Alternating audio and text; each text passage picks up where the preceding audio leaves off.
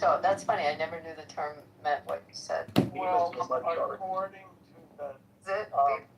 according to Google, oh, sorry, let me get this out. According to the National Registry of Exonerations, intentional official misconduct by law enforcement contributed to a significant portion of thousands of wrongful convictions. In drug-related wrongful convictions, racial disparities are stark. According to the data, 47% of black exonerees experienced official misconduct compared to 22% of white exonerees. Now, what that official misconduct actually was, whether it's planting drugs on suspects, I haven't looked into it more, but it would appear, since there seemed to be a stalemate, and I see myself as the Henry Kissinger of clubhouse disputes. I just made that up. It would appear that Victor's statement does have merit. Thank you for that. See, Victor, that's all I was asking. I didn't have an opinion one way or the other on it. I just, when someone makes a statement, I just, like, where do you get it from? So that statistic, Alan, could be either what Victor is alleging happens with the planting of drugs. It could also be physical abuse in terms of misconduct. Yeah. I mean, so we don't know. I wonder if they break that down. But it said specifically with drug-related. Right.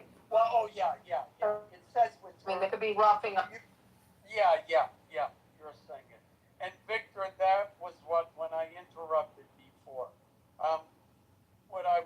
Victor and I were in a room where a bunch of us, we had a long conversation about these kinds of topics. And I was just going to say, Victor, this is Abby. It's nothing personal. She's a lawyer. She's a pain in the, she's very thorough. And I was joking just then. And this is her approach with everyone. It's not personal to you. I get that, man. My brother is a lawyer, but it's not personal, Victor. I just really need to understand when people make statements, because we get some really extreme statements that come in rooms, and so that was, I just asked for the backup. Okay, so me, I'm like, this may be frowned upon, but I'm a heart-led speaker, so I don't think a conversation is worth going forward if there's not intellectual honesty involved. And just to put things in a perspective, if I had to bet my life that you believed what I was saying, I would bet that you believed what I was saying. Well, to your point, Victor, I agree with you to a certain degree. I think when we're having conversations, it's okay to assume that if a person says something, it's okay to assume that it is probably true.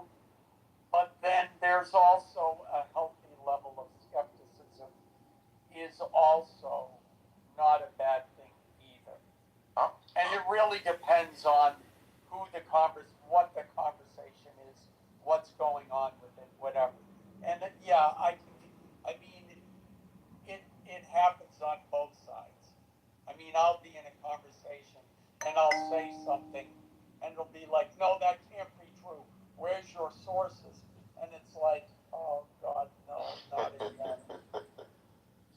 It's like you're trying to create a flow.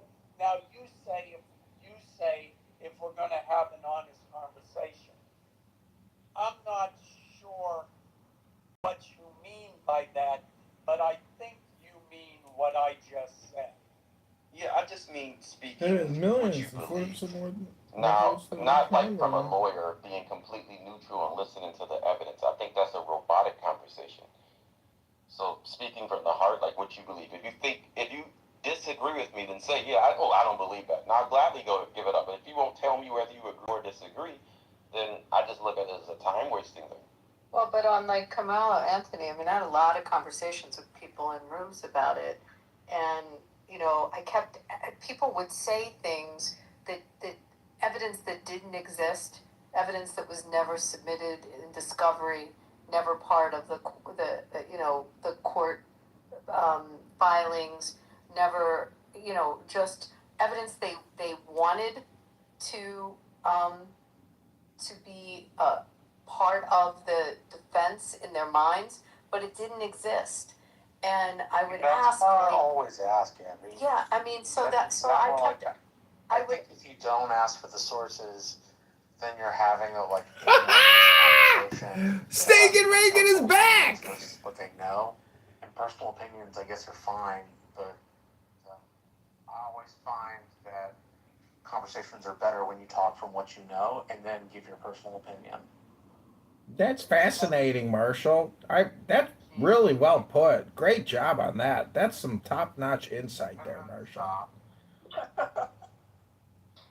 Well, I did report you to Speaker Johnson today, since you are ballot harvesting, and we know who you're working for. And John, congrats. and here's a little news flash for you. In many states, it's legal. Just thought I'd share that, John. Next time you want to accuse people of doing something that's completely legal. Oh, I don't care. Speaker Johnson, I'm sure, will have more insight on it than you. And the fact that Marshall comes on here and creates anti-Trump hate speech all the time. I hate Trump. He's a tyrant. He's a dummy. That's what Marshall basically does every day on this app. I hate Donald Trump. He's a tyrant and a dummy. That's what you do all day long. Go take that cheetah jacket to the dry cleaner. How do you afford the cheetah jacket from the Dollar Tree? Take it to the dry cleaner. You're not a cheetah. You're a snake, Marshall. You hate Donald Trump. He's a tyrant and he's a dummy. It's okay. Keep ballot harvesting and defrauding voters in Hidalgo County. It's up to you. Just know how to use it. Put it to use. It's in there. I don't need your help, and I don't need Edmund's help. No, I'm talking about Edmund. Edmund has some talent. It's not hardest yet. And it ebbs and flows, right, Beaver? Like, John, the other day you were stellar in the room. You had good solid arguments, presented them well, and everything was going great. And then you just like that other personality comes out. Projection mirror says what, Abby? Projection mirror says what? Projection mirror says what, Abby? Projection mirror is not exactly the same. And any performance artist will tell you they have good days and bad days. And I think John, as an artist, some days he's better than others. And it's not a crime. I think his level of performance is still stellar no matter what. Now, I fully expect him to say something mean about me at some point in a later date. But I just thought, as an artist, I felt compelled to say that, us artists have to stick together. Can we go back to what we were talking about? Because we were actually having a pretty good conversation. Please. Back and forth on this. Please. Victor, if you're there. When this idea of policing came up, I had the idea, and this was the impetus of the idea. I thought,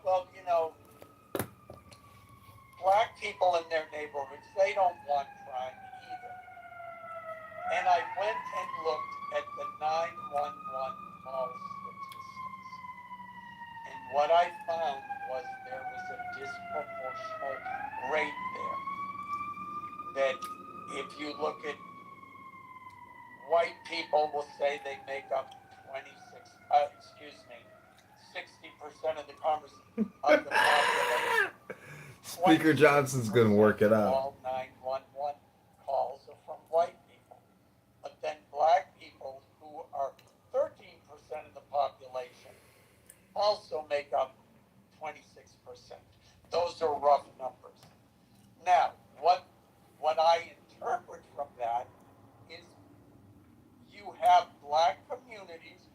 calling the police more often, or people in black communities are calling the police more often than people in white communities. And that might be an explanation of why police are spending more time in black communities. It's not, police know, generally speaking, where they're called, where they're needed. And if you got a population or a city or a county or a whatever that's made up of that would Alan, account to the appearance like they're being overpopulated. Alan, They're being over-policed. in Chicago, they removed the shot tracker. So when a gunshot broke out, they were able to identify where it happened and how many gunshots a day throughout the city. They didn't renew that contract, but guess what they did put in? Air purity sniffers to find out if there's what the pollution contaminants in the air. They installed those all around the city, and now all of a sudden we're at the 60-year crime low. It's because there's no statistics anymore. These are charlatans, liars, fraudsters, and it's amazing how there's no resistance to it. The property taxes are up 300%. The spending is crazy. These grants and these tax credits, and the city in Chicago is $100 billion in debt. But there's really no resistance to the fake smiles and the insincere hypocrisy and the slaughter that's happening in the streets. I mean, people getting lit on fires by people arrested 75 times. There's no real resistance. And if you do resist it, you're called a homophobe or a racist, not a concerned taxpayer and citizen. So, I mean, I wish I had a firearm, and it was easy to just go get one and have it immediately. But they're restricting firearms in Chicago, and the gangbangers got no problem having a full arsenal of Uzis and machine guns. So these stupid attorney generals who are trying to pass this anti-gun legislation, they're not cracking down on the gangbangers riding around creating TikToks of themselves with full arsenals. I mean, we live in clown town, and this is just a clown house. Hello?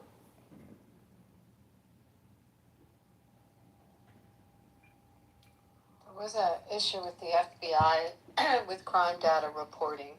They revamped the system, I think it was in 2021, and there was a lot of underreporting that happened nationally with crime statistics. Yeah, I think it was that year, could have been that year, they reported it, and then, oops, but we left out Los Angeles, Chicago, and New York, and maybe a couple other cities.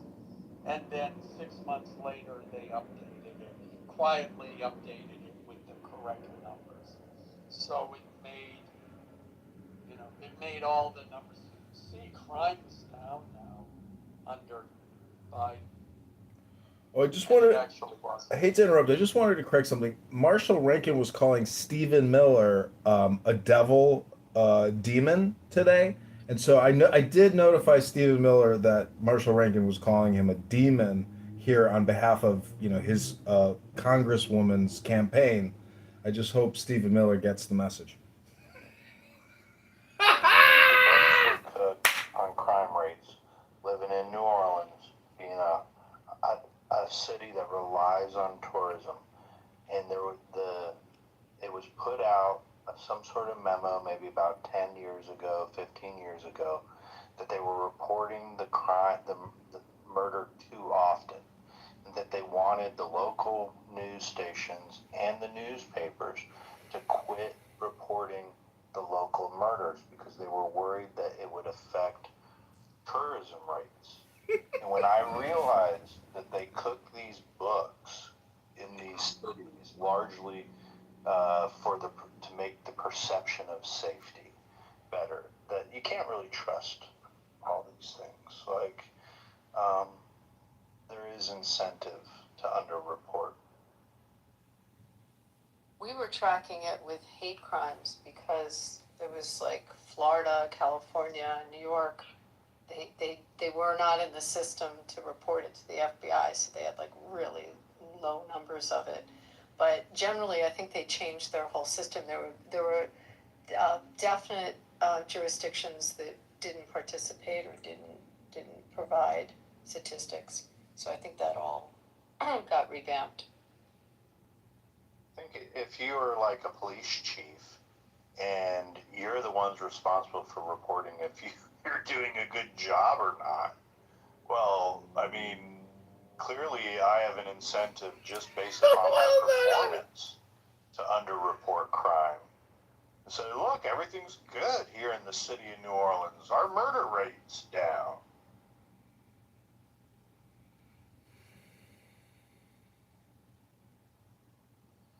That's what they did in D.C. You know, before they fired that Washington D.C. Police chief, she was fudging the numbers, underreporting the numbers, and it is what it is. How you can't rely on the statistics, and the fact that they're so interested in restorative justice, and everything is structural white racism. There's absolutely no reason to believe any sanctuary city's numbers.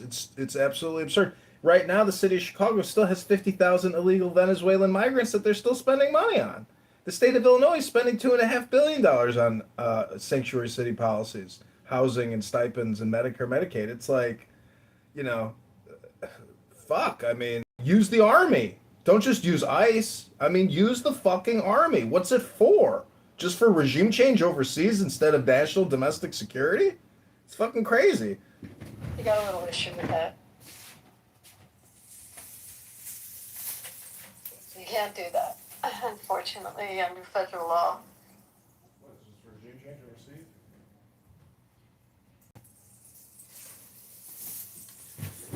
Yeah, to answer Victor's original question, I don't know about the exoneration rates. I realize that there's corruption, and also there's good old boy systems. And, you know, being a white male, if I commit a murder in the city of New Orleans, I'm likely going to have 50% of the jurors are going to be black. And if I kill a black boy, my chances of being convicted are greater in the city of New Orleans. It's just the way it is. It's a corrupt ass city. The sword cuts both ways. See, Abby, when you say you can't do pussy comitatus or you can't deploy the National Guard to secure sanctuary cities, you absolutely can do that. And the truth is, history is not kind to people who say, you can't do that. That's not within our tradition or our law. This country is going hyper dynamic, whether you like it or not, because we're 200 trillion in debt. And every major city and state is bankrupt. You're going to see what the baby boomers are really all about. And it might not happen here, but it's going to happen overseas. Russia is not going to stand for this never-ending drone warfare. Like, eventually Russia and Putin, before Putin kicks the can, he's going to say, fuck it, flip the switch. I mean, that's why I say live every day like it's your last, because you never know when nuclear war could come about because of unrestricted warfare. And, you know, I'm more concerned about Ukraine and Russia than anything else, and nobody really is concerned about it. It's, to me, we're still spending $350 billion a year over there. It's like, this is World War III, and don't think it's going to end pretty. I mean, might be nice at a casino pool and the spa, but something's coming, in my opinion.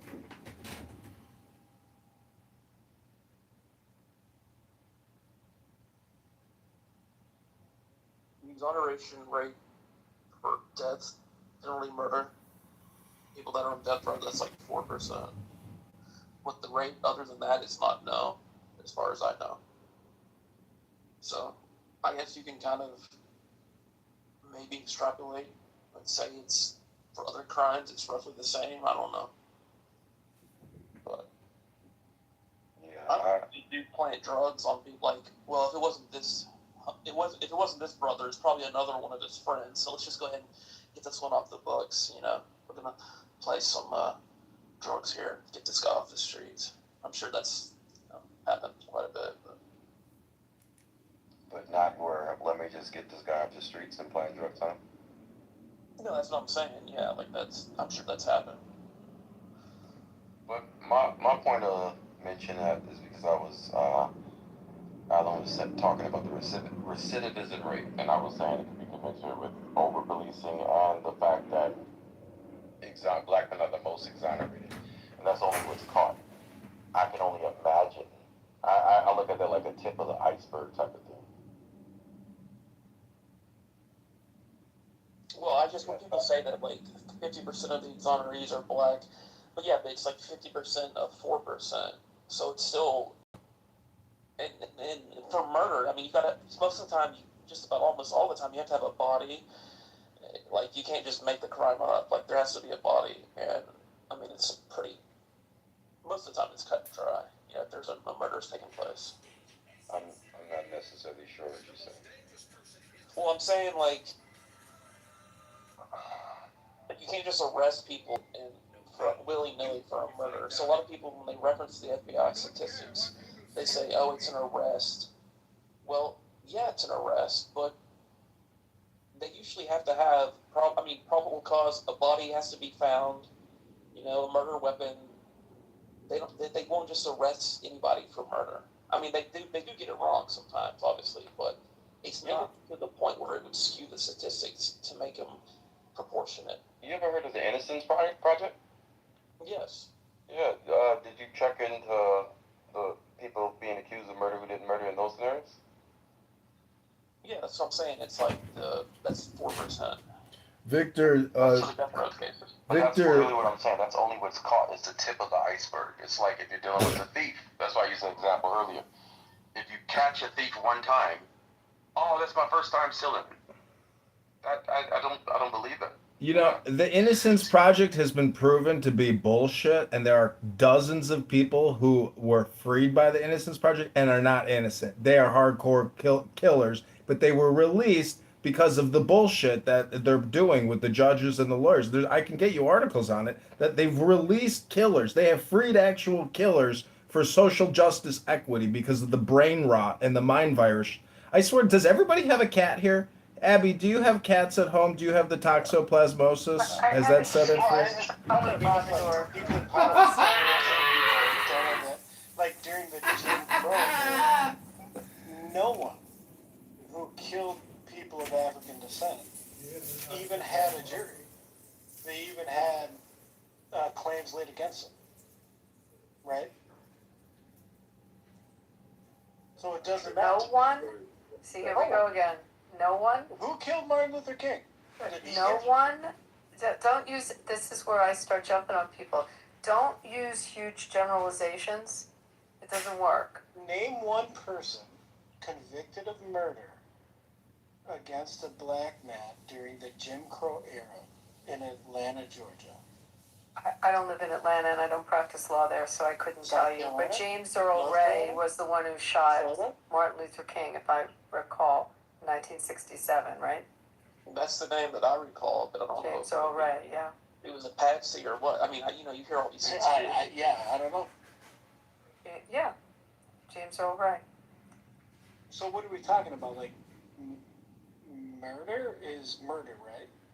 James Earl Ray? I mean, no, murder. It's murder. What do you mean is murder? What kind of comment is that? Are you talking about someone who premeditated an assassination of Martin Luther King? In the history of America, murder is not murder. I don't know what you're saying. There's all kinds of, there's first degree, there's capital murder, there's manslaughter, there's voluntary manslaughter, involuntary. I mean, what do you want to define? Whether you have the criminal intent, the mens rea? I mean, was it reckless? Was it, I mean, where are you going with your comment? I asked Brock to answer Joe's question. Harry Dean Ross for the murder of John Earl Reese in 1955. John Earl Reese, a 16-year-old black teenager, was killed in East Texas, the Longview area, in October of 1955. Amid tensions over funding for a new black school, two white men, Harry Dean Ross and Joe Reagan Simpson, drove by a cafe and fired shots into it, hitting Reese, who died the next day, and wounding his cousins. This occurred during the Jim Crow era.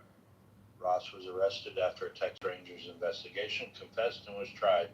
In 1956 to 1957, an all-white jury convicted him of murder, and he received a suspended sentence of 2 to 5 years. Simpson's charges were dismissed after he testified against Ross. He also faced minimal consequences. So they did, you know. Did they? I mean, there was a bunch of African American people in the south of the Mason-Dixon line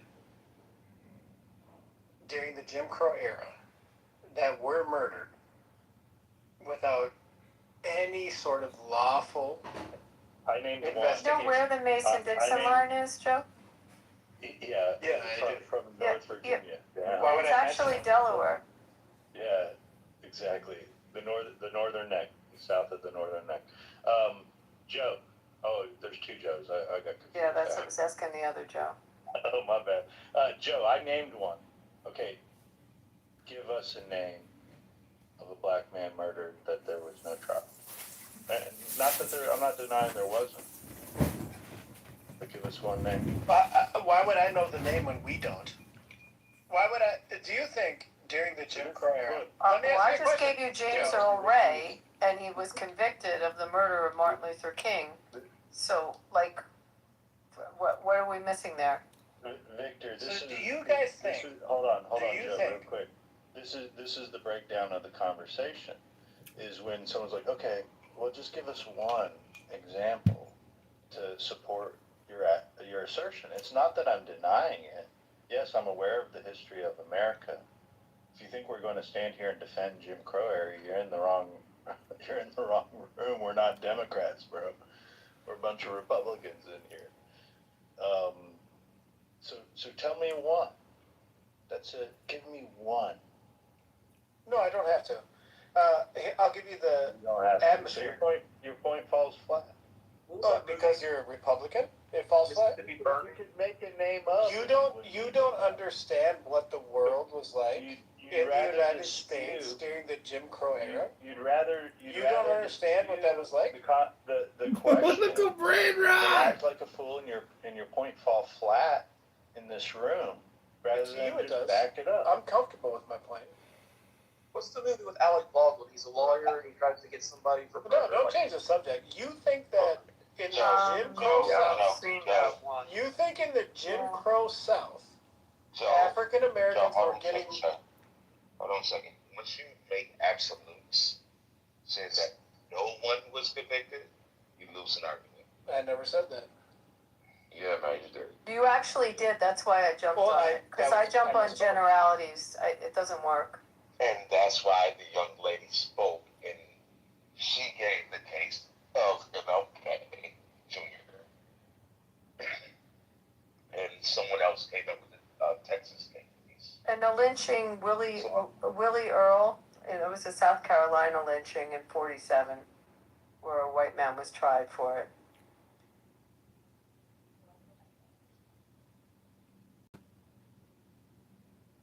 Yeah, Joe, the point is that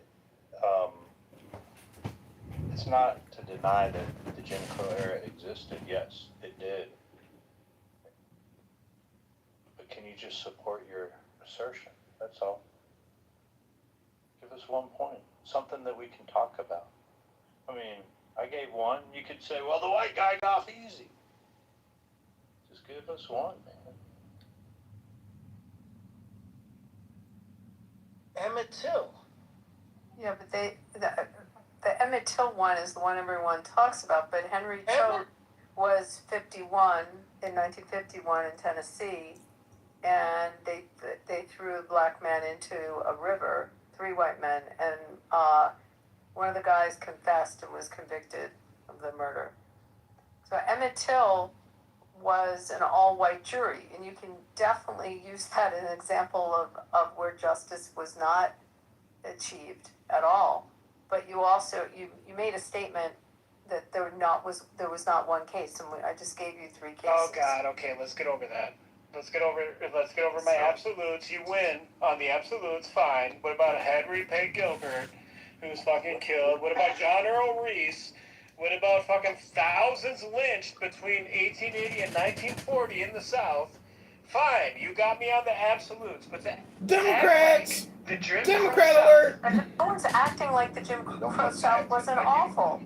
Then Of what are course you it was. arguing? Then what is your position? Well, That I brought only up- I misspoke in absolutes? Is that your only position, Yeah. Abby? Yes, that was my position. Congratulations. Well, I made the point that people on this app a lot of times, when FBI murder statistics come up, that black people kill more than white people, not just per capita, but actually in raw numbers. They say, well, 50% of the exonerations are black people. They're exonerated more than white people. My point is, though, it's still a small. It doesn't even really put a dent in the numbers overall. Do you have any proof of that? Do you have any proof of that statement? That black people are exonerated more than white people? Would you care to share a study? I'm not making that claim. That's what the black people, they make the claim a lot of times. You're not making that claim. No, No, I made the claim. Then don't make that claim. I didn't make the claim. I'm saying You said it. No, He did not make the claim. He made it clear. That's not his wording. He said what he has heard. Yeah, so I'm just Yes, saying, you're correct. Sorry about that. even if it's 100% of the exonerations are black guys, from what is published and known, 4% of death penalty cases that are exonerated, 4% are exonerated of capital murder cases. So I mean, we're talking about like what? That's 4%. So if you did half of that, it's still not going to put a dent in the numbers. That's going to change the murder. I keep So on you bringing. say capital murder or first degree? Whatever death they're on death row. I think Okay. So yeah, this whole exoneration came up not in regard to murder, but in regard to crime and recidivism. So I'm having to do it right now. Recidivism. Yeah, recidivism. Yeah, I got you. But I keep going back to the same. But you keep talking about this 4%, man. You're dealing with what's caught. If you're dealing with corruption, you're only dealing with what's caught. So you have to use your imagination to imagine the iceberg. You see the tip of the iceberg. Imagine that's only the tip. What's under there? Correct, but I'm saying just you could speculate. I don't think it's going to be so much more than 4%, even on like other crimes. It could be, but I think I'm totally speculating here. I'm thinking for like a drug crime, they'll plant cocaine on somebody, and they want to get this gangbanger off the street, and they know him. They've been going after him for a while, so sometimes they cheat. And they'll throw they can't find the gun or they can't find whatever, and they'll plant once they can get them. Like I'm sure Now that. you're using an anecdote to explain a trait. Corruption. Yes, that's exactly what I was saying I was doing. But I'm speculating. I'm saying that's probably what happens. So I know that's what happens. That's the drug war in the 1980s was against minorities. We don't have a stat on it, though. Is the point? We don't have a figure. And we don't anymore. Right. We don't. That's the whole point. But that is the reason for recidivism. So you poison the well. If you treat minor drug offenses in the 1980s as felonies, and then you also deal with the Great White Flight and all of the other aspects of American geopolitical prospects, you are going to increase recidivism for the races that are not white. That's what happened. Hard, aggressive liberal. No, that's what happened factually. It's in GMI data for every mortgage loan. It is in data. It is in data. Sir, let me ask you a question. What data is this in? The government monitoring information. Drugs in the 80s. What government monitoring information? From where? From crime From statistics? every From time where? you apply for a loan, for every time you get booked into central booking, do you think we don't keep records of this thing? I didn't ask What if does we kept them government or did. I monitoring asked where. information mean to you? I know Race, exactly sex, what and government ethnicity. information Race, is. Hold on, why are you You just- asking me that? Why are you Because asking I'm asking Sir. you to Sir, cite hold it. on, Abby, hold on. You're asking me to Sir. cite it. Who's we? You said we. What did Hey, the hey, Who's drug we? war? Did the drug Sir, war who's catch we? a bunch of white people? Yes. It did. It caught a bunch of white people. Fuck yes, it did. It did. It also caught a bunch of minorities. But who's easier to To prison? To imprison? no, sir. Who's easier as a Democrat to talk to, whites or blacks? Black Doesn't people. matter. The stats work Yes, with it me. does. Nope, the stats Because are on my side. look at this. They locking up all you black people. Yep. Look at this. They locked you up for marijuana, which is legal. They lock white people up for marijuana as well, sir. They did, but they let them go. But here's the biggest. Because they had thing. jobs. What do you mean they let Okay, them go? I know many people that got arrested still and don't did time have- for I know. marijuana. Abby knows. Trust me, I grew up with guys in the 80s, white boys. They're still in prison. Still in prison There for are drugs. many That's that called were an anecdote. arrested in the 70s and 80s and in the late 60s that did time, that had to deal with having criminal records as they moved on in their lives. Yes, very Add common. that to the three strikes rule. Excuse me? Arguing Add that against to the three strikes rule. And then you But have here's people the who thing are... about even Where's with three the strikes? strike- You think that's in every state? No, it's not in every state. It's not It's in in every many state. states. So why It's would in you- many states. It was not. A drug felony in the 80s and a possession or a weapon charge would get you a second charge. And another weapons charge or drug charge would get you a Depends three on strikes. depends on And the the automatic amount. felony. Depends on the amount you were carrying, sir. Out of curiosity, Joe. Not without a prior So- offense. So no, even on your first strike. So obviously you've never been in the streets. You just I've repeated been in the bullshit. streets. Your first No, strike, you haven't. your first strike does matter for amount. Your subsequent strikes do not. Three Because you have strikes didn't probation. happen till the 90s, by the way. The three strikes. They weren't in the 70s and 80s. No. But they They didn't that's so exist funny you when say people that. were getting busted So they just for pot. forgot about in the 90s. They were just like, oh, No, we're it gonna changed forget it. about everybody's previous strikes. We're gonna start it now. Everybody gets a No, new. I'm No, I'm it just came specifically from the saying people did 80s. not get. It came from the 80s. No, it didn't. No, it came from forever. If you was a habitual offender, you would get more time for whatever it was. If you were a wife beater, you done beat your dang on old lady for 5 or 6 times, they're gonna give you more time than your first time. I mean, come on, let's be honest. It's The called being a habitual 1994 offender. crime bill, and by the way, I just looked this up, I didn't know this. Polly Klaas, remember that case in California? That was the big movement to push the three strike sentencing. What And happened? it came in the 93 in California. This is What the happened classic with case. The murder of the kidnap and murder of Polly Klaas. This is the classic argument that Joe Biden made that black men are super predators, right, Joe? Oh yeah, fuck Joe Biden. It was Hillary. It was really pushing. It was actually Clinton first, by the way. Yeah, it was both of them. Isn't that a perfect Joe, example of projection? Question. Let me ask this question. You guys, white politicians have been Hold on, scared Joe. of black people for the entirety of politics in Let me America. ask this is the larger point you're trying to make is that racism has existed in history?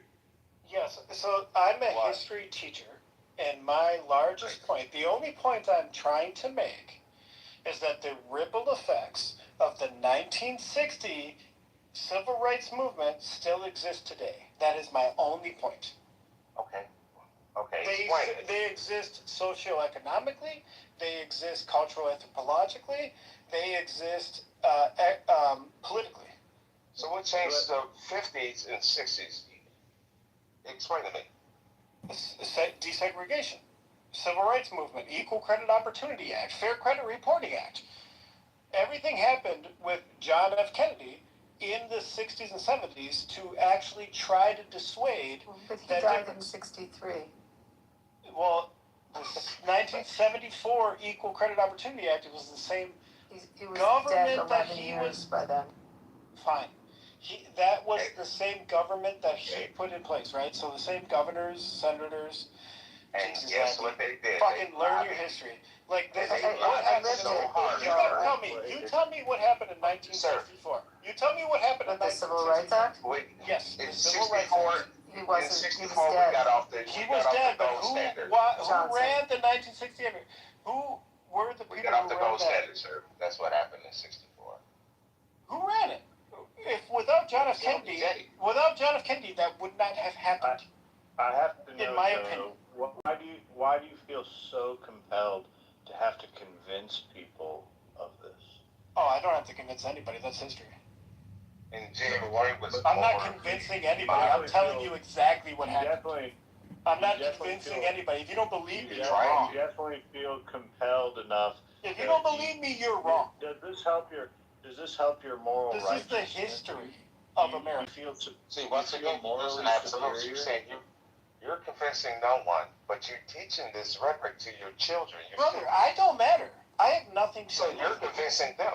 I have nothing to do with it. Do you know what happened in America in 1964? Do you know what happened Yes, in I 1964? do know what happened in America. And, So am I lying and about I it? actually, Am Joe, I lying was about it? someone who was in a city public school that had busing occur. And I lived through it So am I when it wrong? happened, okay? I absolutely remember when they first started the busing and how it changed my school. Yes. And you Like- mentioned earlier about the Mason-Dixon line. I remember Just- when it was just, you didn't even have road signs, you had rocks on the side of the damn highway. And You also had extrajudicial killing. Excuse me? You had extrajudicial killing of African Americans south of the Mason-Dixon line.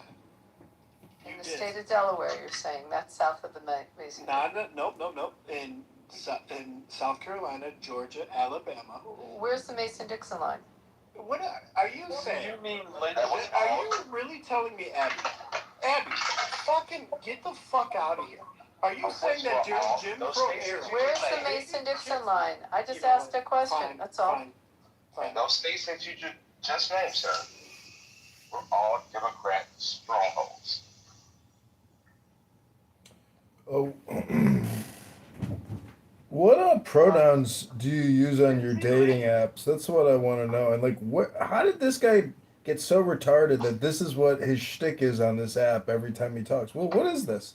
Hello? It's my first time ever speaking with them. Were we talking about lynchings? In America, there were about 50 from the. I'm talking about.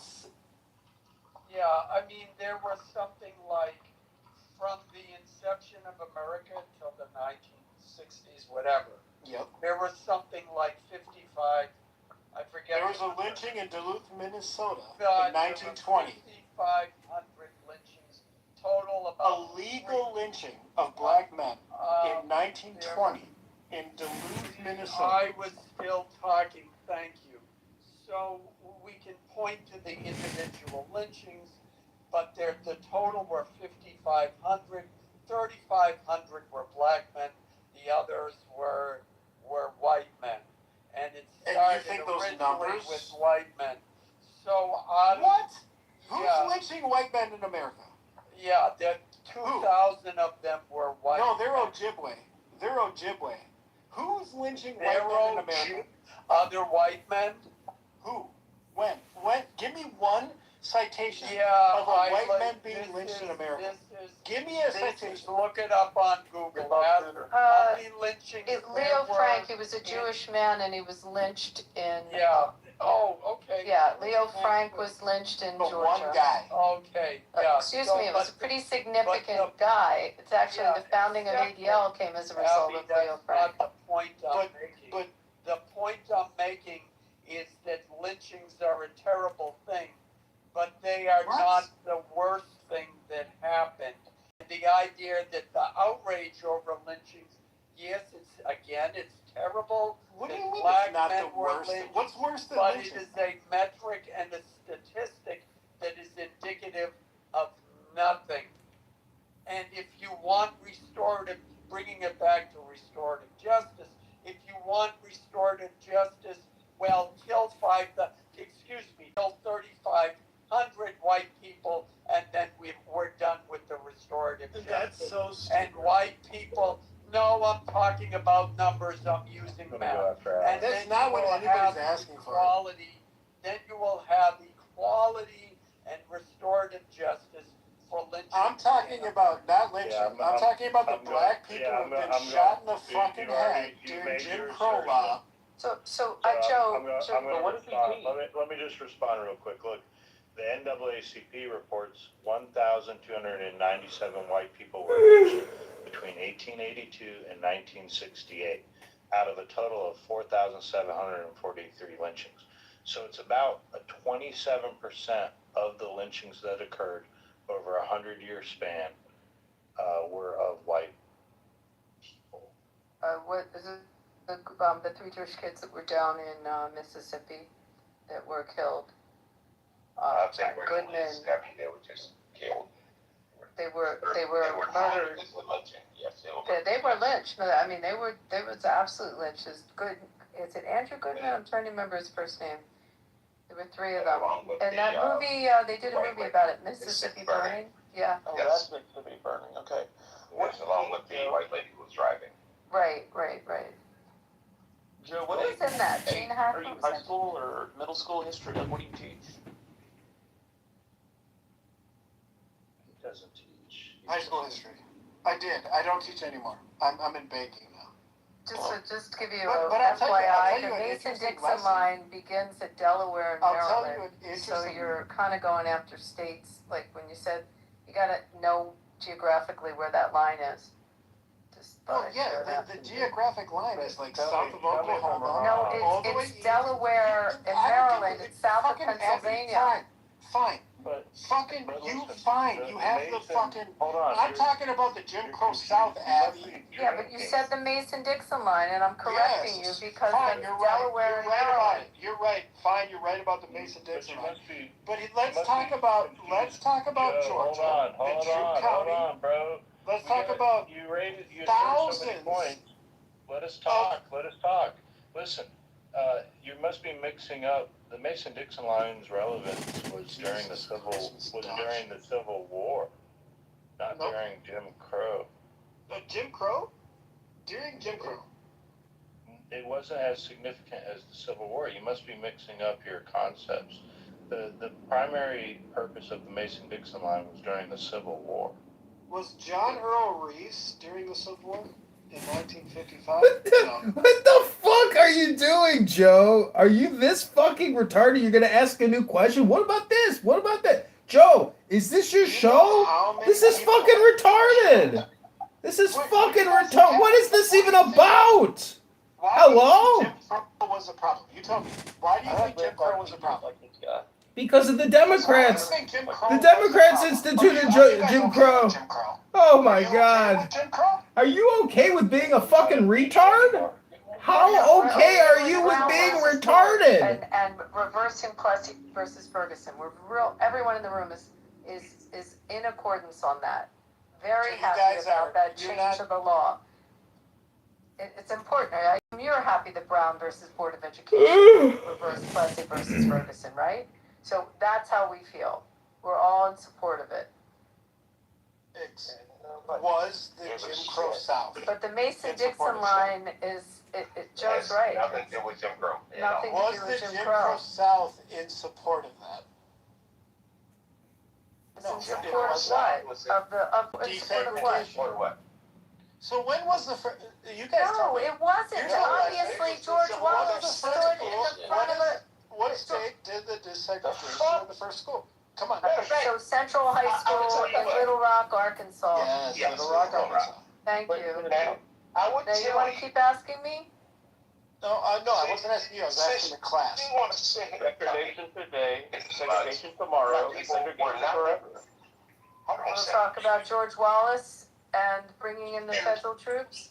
Well, hold on. We're talking about the Before you go there. 4,000 lynchings of African American across 12 southern states Okay. between Now, you want to sit here 1877 and and say 1950. Let's do that. Let's talk about I that. don't know. I'm stuck on the Everybody three be quiet. Jews that were killed in Mississippi. Everyone be quiet, please. Mississippi's the I death swear to God. I was Jim involved, Crow deaths for black people. I was involved in the George Is Wallace. everyone slow or Are you? I was in Alan? this one campaign. I hear you, KP. Okay, thank you. Did you know that? Now, No. you want to sit here and act like white people were not fucking up other white people over shit. What happened to George Wallace? A white man put a fucking bullet in his back trying to kill his ass. That's how he ended up in a wheelchair. I was involved with his presidential campaign. I didn't know that. That happened to George Wallace? Yeah. Yeah, he was shot. Yeah. Assassination attempt. You know, Forrest Gump was there when George Wallace was trying to fight Kennedy on just, integration. He Yeah. played for Alabama. That's right. What percentage of the vote did he get when he was an independent? Who? Wallace? Yeah. Well, I don't know. A more important question is, Flipped over to become a Dixiecrat at one time or some shit. how would you categorize Jednay? Was she a good girl, or was she just did she get what was coming to her? Jednay. Jenny was a whore, though, wasn't she? Yeah, what a bunch of fucking 80s. How We funny still is trying that? to figure out. You guys call a girl a whore because she has one other partner? Yeah, okay, well, She has one other partner and she's But by the way, in the 1968 U.S. presidential election, it looks like George Wallace got 13.5% of the popular vote. Somebody would take. But Jenny's a whore because she had. Well, one Joe, other that's why partner. I was asking. How would you categorize her? Because when Forrest found her, and She's she a was slut. about to jump off the balcony. She was with a rock and roll guy. They were overlooking the George Washington Monument, weren't She must be a they? whore. Well, we're not saying That she was a obvious. whore per That was obvious in the se. movie. We're just trying to That's obviously categorize what her. the director wanted you to feel. Well, how did Exactly. Forrest? So what's your point? I guess the real question is, was Forrest so retarded that he had no feelings either way? Is that really, was he autistic good and he question. couldn't That's a actually good have feelings about Jenny? autistic as hell. It's a great question. But the bigger question is, how you fuck her? You don't get AIDS.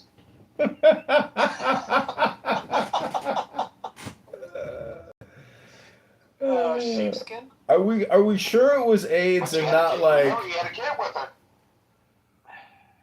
Well, AIDS is actually exploding in America ever since the illegal alien migration that Joe Biden allowed to occur through the border. Jesus. Oh yeah. And that's there's crazy. the solution to our immigration Hello? problems. Thanks to diesel. Yeah, the solution to our immigration problems is paint the pool again. Paint the pool. It looked pretty good. I just saw it. Having problems And I was in DC. reflective Thought the reflection pool was pretty good. years. They look good? Yeah. Yeah. They were Are talking you about used to something. ponds? Excuse me, it looked good. They look good. So What did does the look good? fair. It's The clean. fair was pretty nice that they did. Yeah, it's Did you clean, prefer man. any of your students to be libtards? Is that your goal? He Yeah, thinks I'm conservative. the more Yeah. brain rot he shares I am. on this app, the more karma points he gets. Does the Teaching in a public school? does Yeah, I Of course preach he is. small government. he works in banking now? He's a banking teller. You teach basic like civics? No, American history. He's a banking teller now. He doesn't work at the local high school anymore. History, you don't know Yeah, what we a teach basic text line is? Well, I don't anymore because I'm. Were you a history major? Yes. What's your favorite? Graduate You don't degree know or what- just undergraduate? Undergraduate. Joe, what's your You don't favorite? even know about Jim Crow. You mentioned it several I know quite a several bit about times. Jim Crow. Joe, what's your favorite part of history? Civil War, World War II. What is it, Joe? My What favorite tickles part your of history feather? is actually the Civil Rights Act That's your favorite part of human history? of American You history. want any of your I taught American history. American. history. Wow. Yeah, that was Jim Crow in the Civil War. And the evolution and the amazing, I mean, you guys are missing the amazing evolution of America out of Mhm.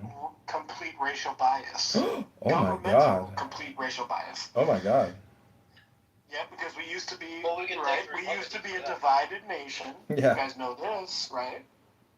And the South used to think that they could Mhm. enslave certain people, right? You guys remember this?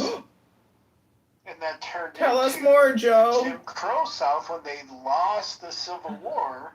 but felt they still have power over those people, right? Oh. It's fucking obvious. This is American History 101. Jim Crow South, they wanted to implement slavery again. Nope, they wanted to Yes, they punish. did, sir. Yes, they did. Wait, are you saying the Jim Crow South didn't exist, Ken? Yes, it did. Oh, what was it? Your Jim Crow How South, was it in the Jim Crow South? they wanted to keep slavery. I agree with you on that. Yeah. Now, when you come to the And it was 60s, illegal. as you have argued, yes. After the Civil War, this motherfucking Confederate laws, the Confederacy fell. Now, in the 60s, when the Jim Crow laws started, No, Jim that Crow was trying laws to were never on the force- books. Jim Crow laws were never on the books. Jim Crow is a term for individuals in the South enacting their own laws. Okay.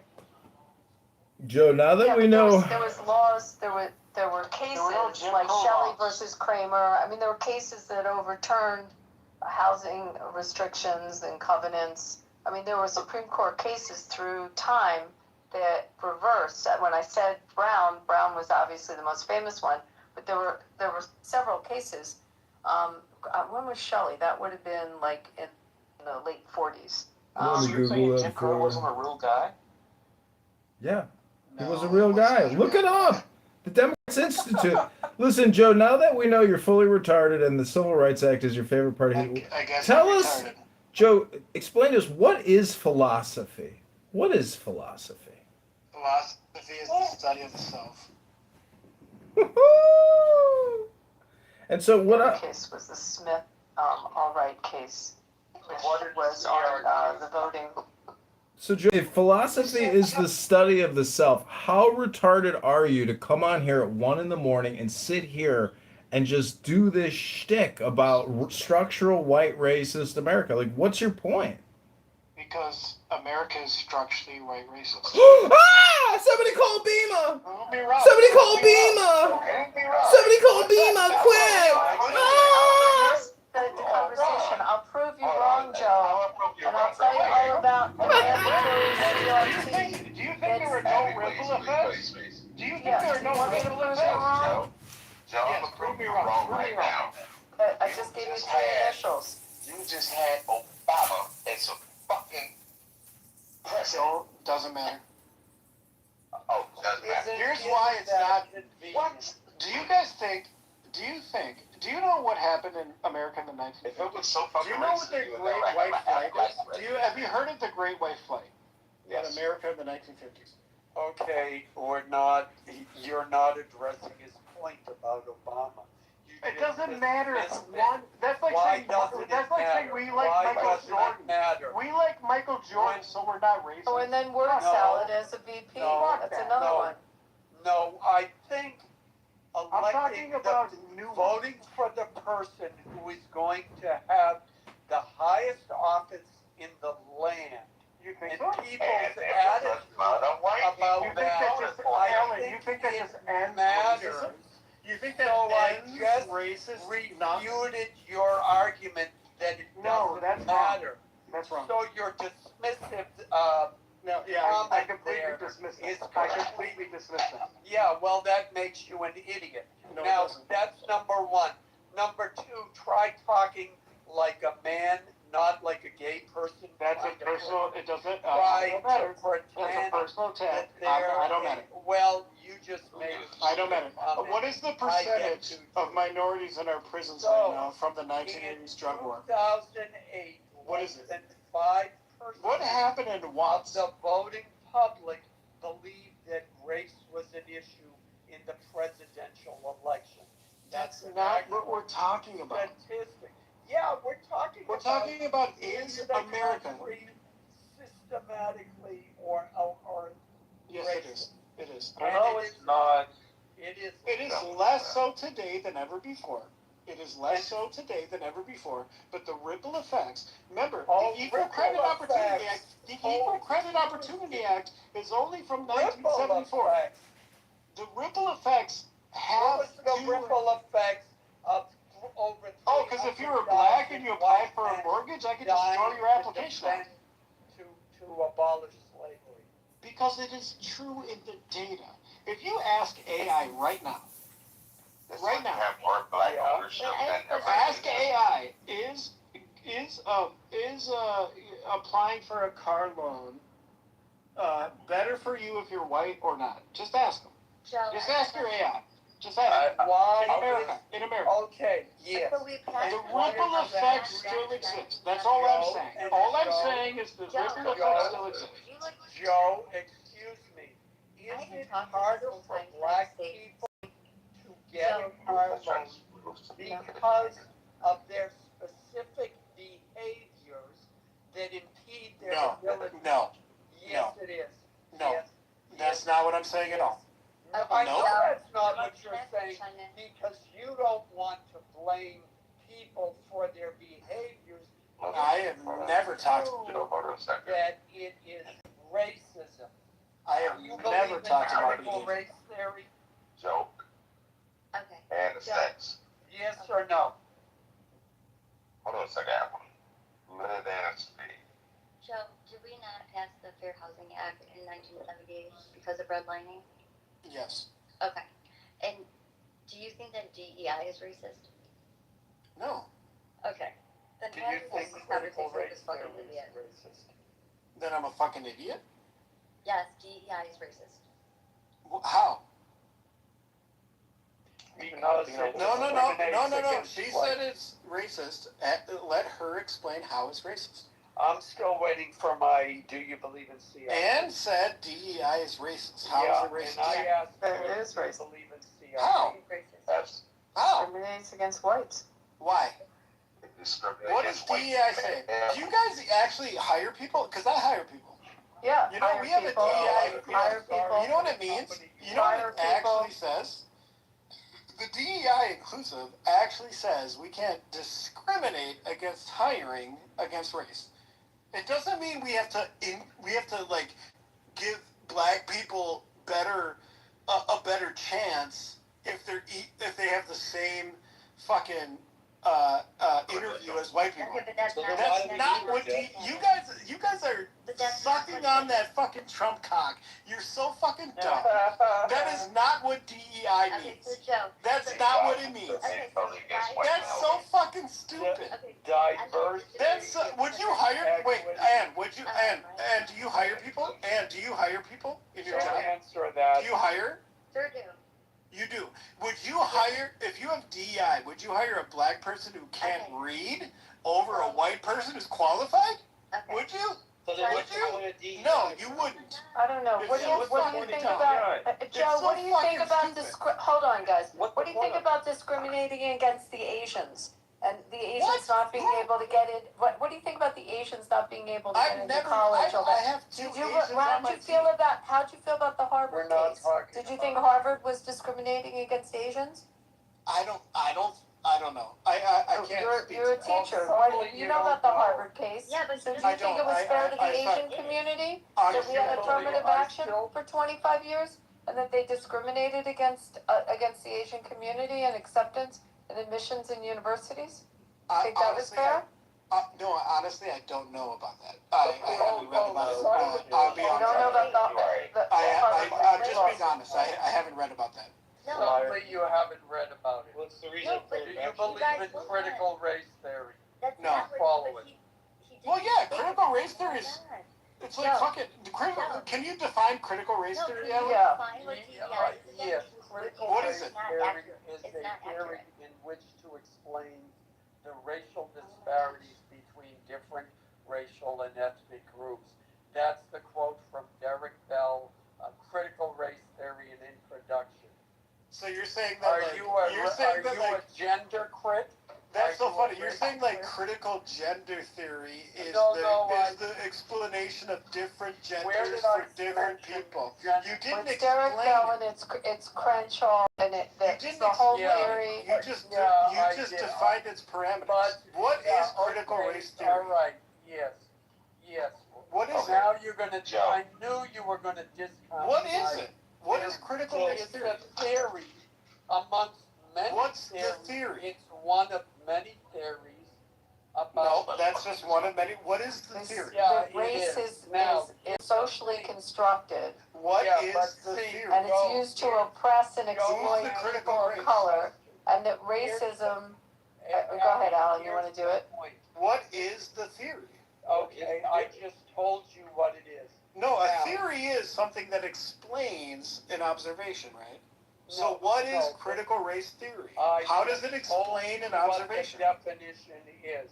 Now, I knew you weren't going to accept it. Nope, and nope, we're nope. Just moving tell me the on theory. From there. Concept of Because you're not the intersectionality. first person. No, Abby, let me finish.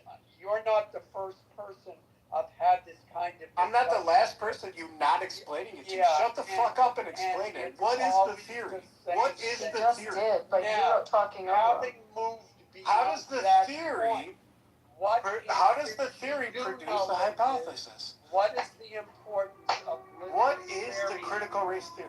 What's the theory? importance of lived experience within critical race theory? No, what is the theory? What is critical race theory? Am You haven't said that. Crazy. You haven't explained what the theory Joe, is. he just No, explained. He said, No, he did not. yes, he did. What He said, is the theory? he gave the Joe, definition. Either answer the question or shut up.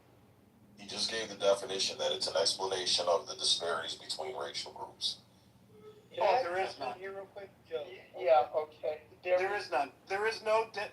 When you go to any college, if you taught like I have, you go to any group, you go to any college, you teach at any level, you know there is no difference between races and how they perform. That isn't what So I there is said. no critical race theory. It was There- one So- person. so It Joe- was one Joe- person. It Joe, was one person wake that up held this and know theory. it's mandatory by the American No, it is Bar not. Association Abby, at every I've fucking asked law you school another What would in the you United States. Answer. What would you know? This is, okay. Every I'm sorry. fucking It's law not school. mandated. It's Yeah, mandated Abby, by the it's a Give me ADA. a link. Give me Oh, a I'll link. give it to you right now. Give me a link that critical race Okay. theory is mandated by Mandated by any the level of education. ABA. Any level. Joe, ABA, we have to take it in our ABA? ethics, we have to take it in the beginning of law American school Bankers and at the end of Association? law school. Joe, don't talk over me. We have it mandatory at the beginning of law school and the end of law You school. have Ethics critical classes, race theory.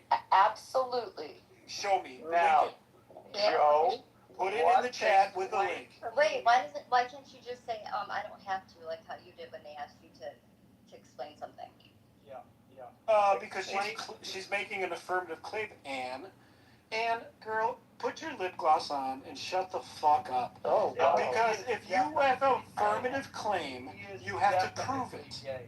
If you In any make a event, claim, explain you have to to me. prove it. I'm still waiting for what is, since you know so much about it, what is the lived experience and what does the phrase "am I crazy" mean as it relates to What the critical fuck? race theory?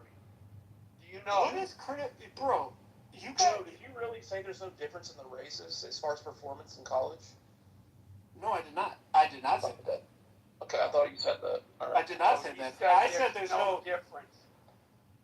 no. There's No. no difference in Answer. See, you don't. See, I There's a don't difference in know what? more about There's no difference in Bozo, I'm putting it in the academic fucking academic chat. acceptance Read it. and I put the ABA rule in the chat, Yes, there is.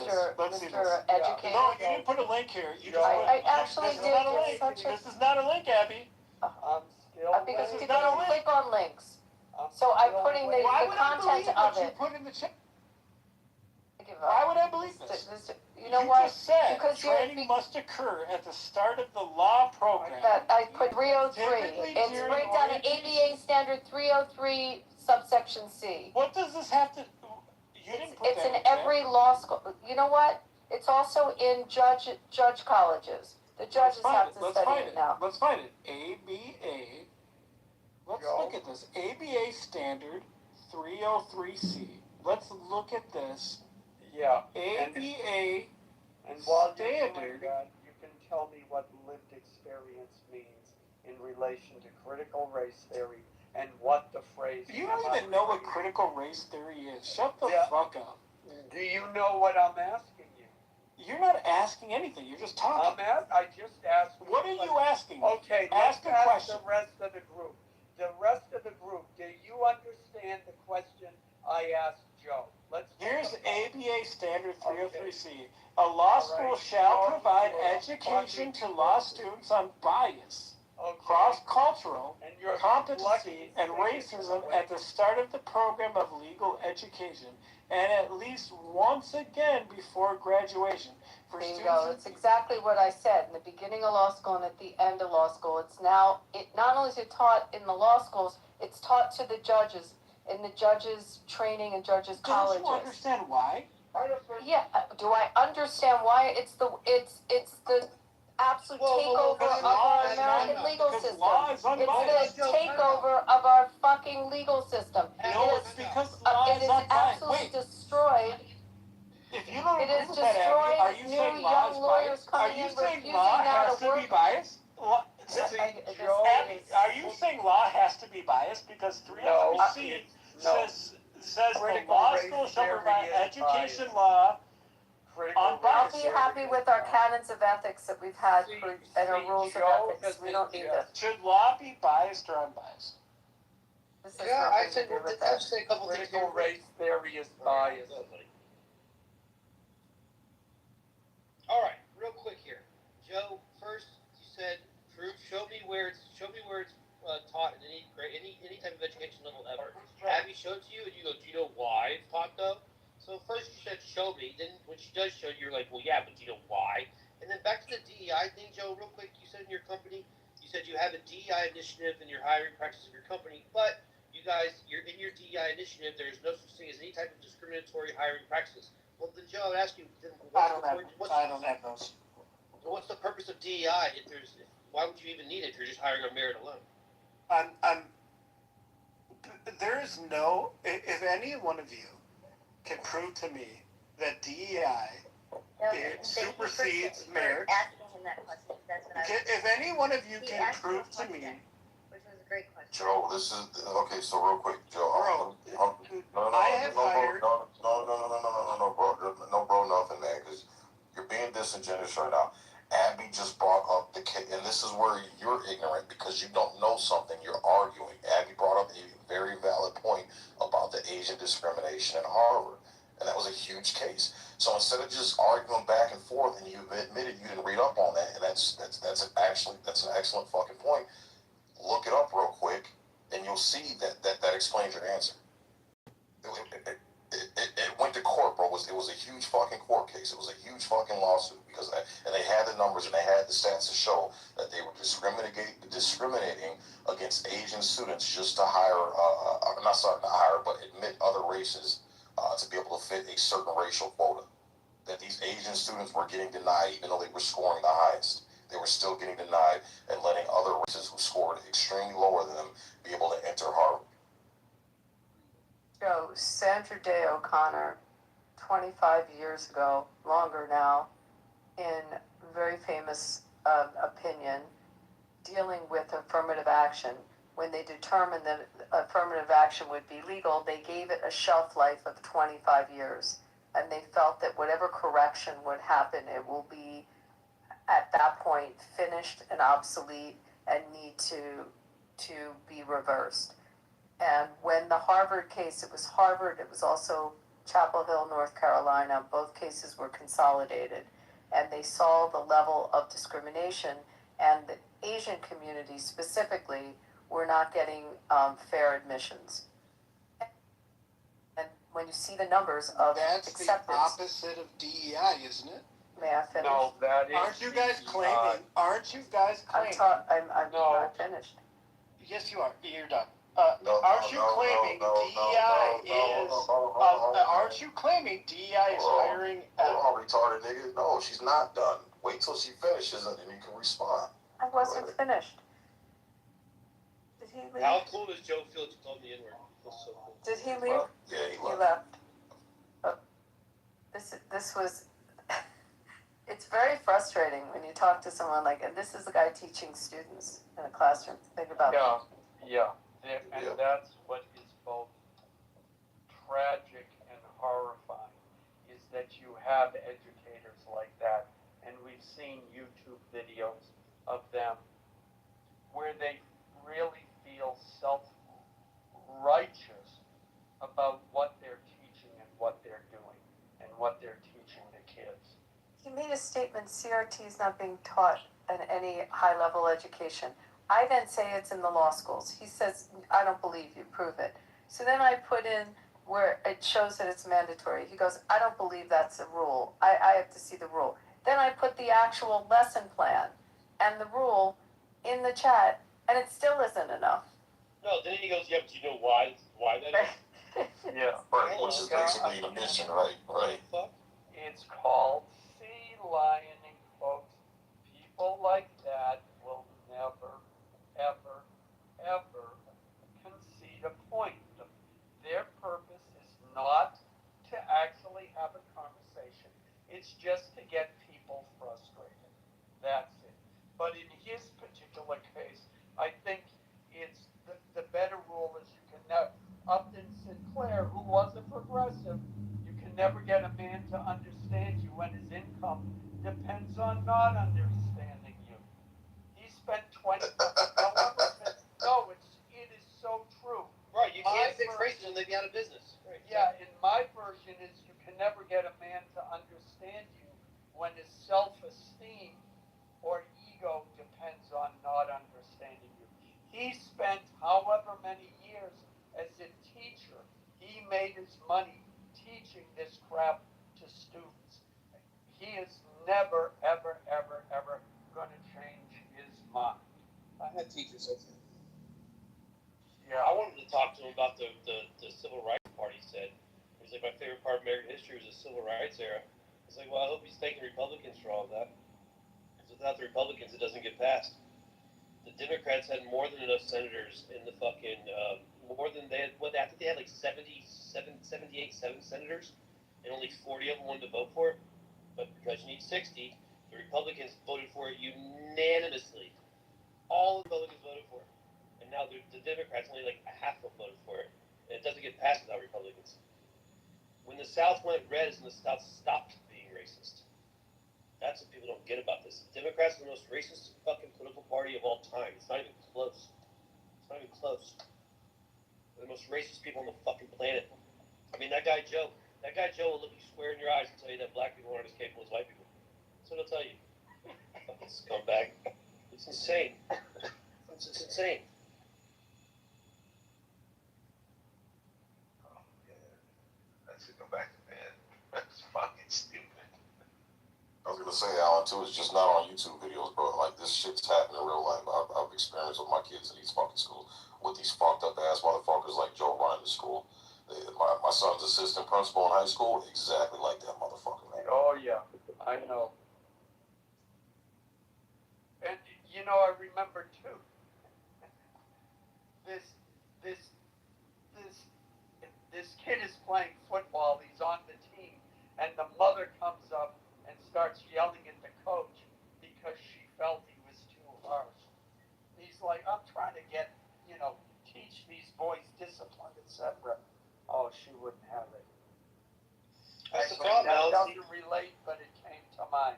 Alan, we're from the get your ass whipped generation. This shit we're dealing with now, they're the timeout generation. Do they allow coaches Fucking to timeout curse? generation. Do they allow You can football time out. coaches to curse anymore? Yeah. I don't know. I've heard that they get in trouble now for cursing. We grew up with timeout. Stop it. Don't act like that. I was gonna say, Mike, Alan, in past time out, they're actually rewarding the bad behavior. There's no punishment anymore. Yeah. Mike, we grew up with timeout. And the timeout when your parents got tired of beating your ass, that's what timeout was. Probably. Yeah, exactly. And this shit about everyone gets a medal, everyone's not supposed to get a medal. Because you're supposed to strive for the best.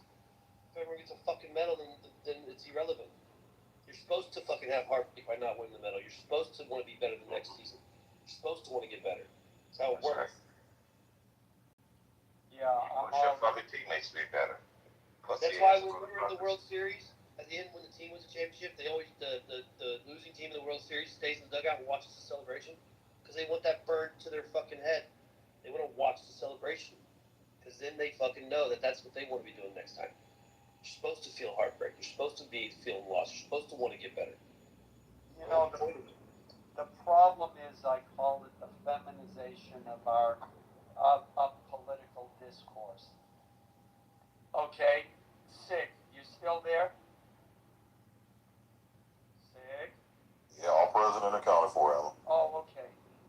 were your drill instructors so hard on you when you were in boot camp?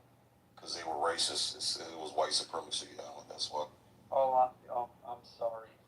See, I really feel for you that you went through that system.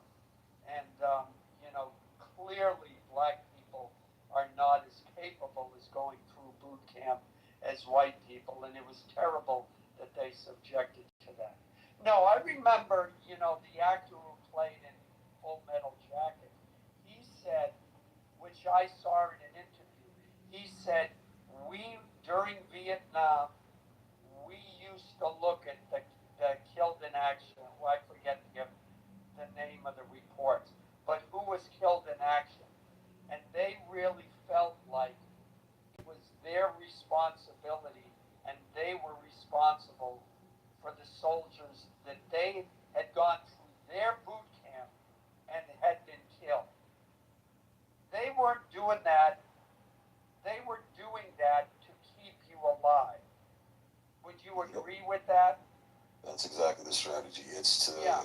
It's the method behind the madness is to get you to be able to concentrate on your mission with an extreme amount of chaos surrounding you, to drown all that chaos out, get rid of your anxiety, get rid of your fear, get rid of any questions, any doubts that you may have, and to stay laser focused on your mission without, being emotionally or mentally disrupted. That's the whole fucking point. And do you achieve that? Do you break through? The ego of every new recruit who thinks that they got a handle on it and they don't need any kind of training and they're tougher than the drill sergeant? And maybe you had that feeling too, say. Do you break through that by saying, it's okay, I understand that you feel that you can do these things, but if it's okay, would you get down on the ground and crawl under the barbed wire while we are shooting live rounds over your head? Or do you do it by yelling at them and screaming at them, get your asses on the ground and do it even though you're scared? Which one works better? And can we say that the way they're doing it is also compassion and is also empathy and is also caring, but it's not framed in the quote way that we think of caring, compassion, and empathy when we think about mothers? Absolutely. I mean, it's the same way when we discipline our kids. It's when we discipline them, it's not a nice thing. When I was getting my ass whooped as a young kid, I mean, getting that belt smacked clean across my ass, yeah, that shit wasn't nice, but it taught me certain fucking valuable lessons, Yeah. Yeah, and the thing is, and when it comes to parenting, we love our kids, and if they're misbehaving, we care about them. Out in the real world, nobody's going to care about them. So we need to teach them. They need to learn those consequences from someone who cares about what happens to them. Because out in the real world, nobody gives a shit. Oh, you're in a bar and you start mouthing off to some guy who's 6'4", 300 pounds, and you're 5'7", 110. I think something's going to happen to you. So you better learn not to mouth off at home with a parent who cares. Anyways, I went on a rant. I'm sorry. That's why we all with the same. Every single one of us is men. All heard our parents say, "I'm only whooping your ass because I love you." Right. And now you understand it, right? Exactly. We all do, Alan. That's why we all laugh at it. When we tell the stories, we all laugh at it because we were fucking idiots. We thought our parents didn't love us. We thought they were being mean, but we look back and said, yeah, they were just giving us a dose of what the world's gonna hand to us when we act the fool. And it's 10 times worse out in the real world. So, did you have anybody like Private Pile in your boot camp?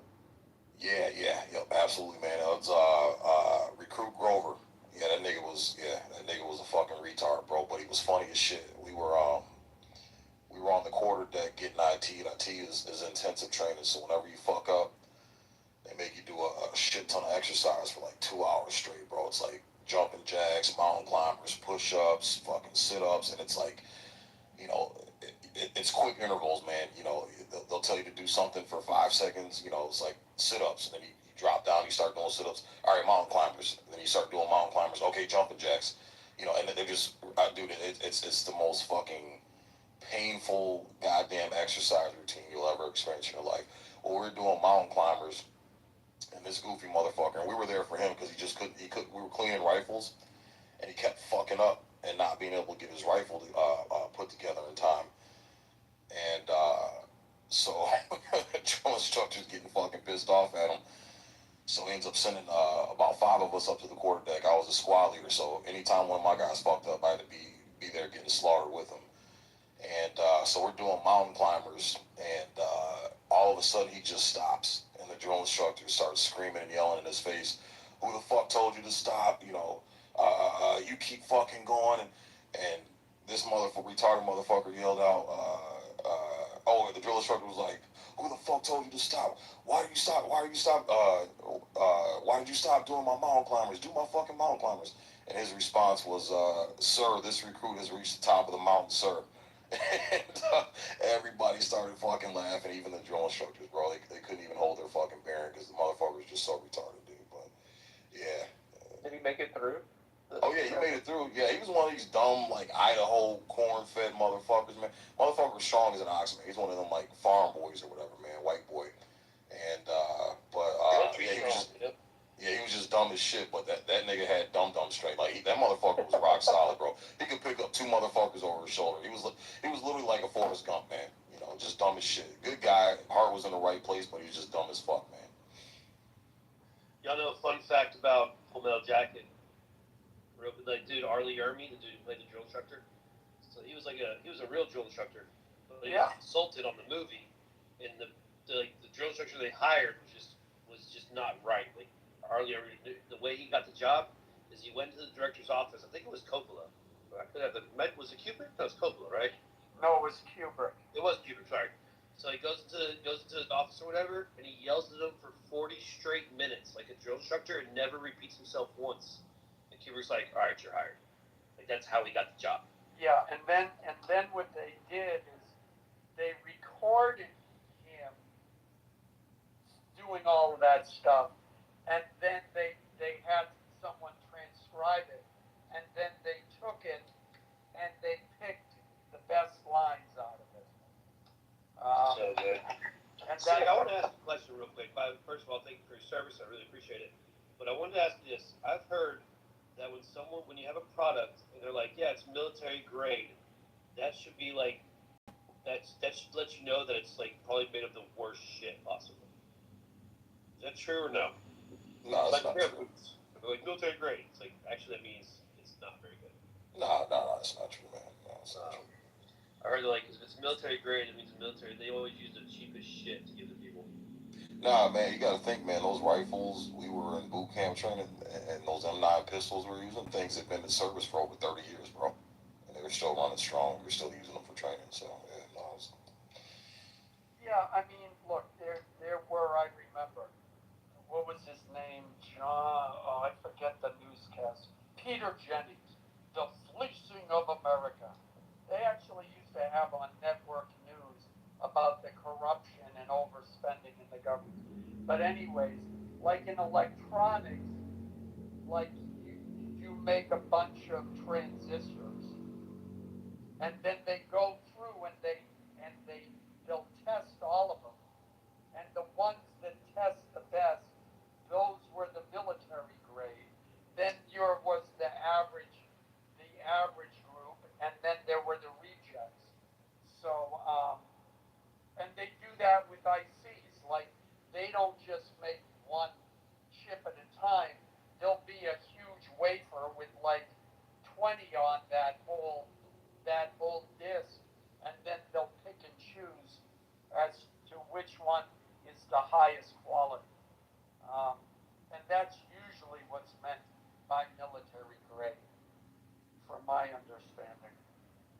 Yeah, military grade, it just represents how rugged something is, how long it'll last, how much abuse and wear and tear it'll take in combat conditions and in rough conditions, non-standard conditions. That's pretty much what it symbolizes. Yeah, the idea is you don't want something failing and it costs someone their life. Yep. They should remake that movie. Full Metal Jacket. If they do, it'll be a woman drill instructor. Well, so it'll be a trans drill instructor. Yeah, and the leads in it, it'll be at least one trans person, one gay person. A Muslim it already had good job. Oh yeah. A motherfucker in a wheelchair. Private Mile would be that Richard Jewell, the guy that played Richard Jewell, the actor, the fat guy. It'd probably be RuPaul Beaver. There you go.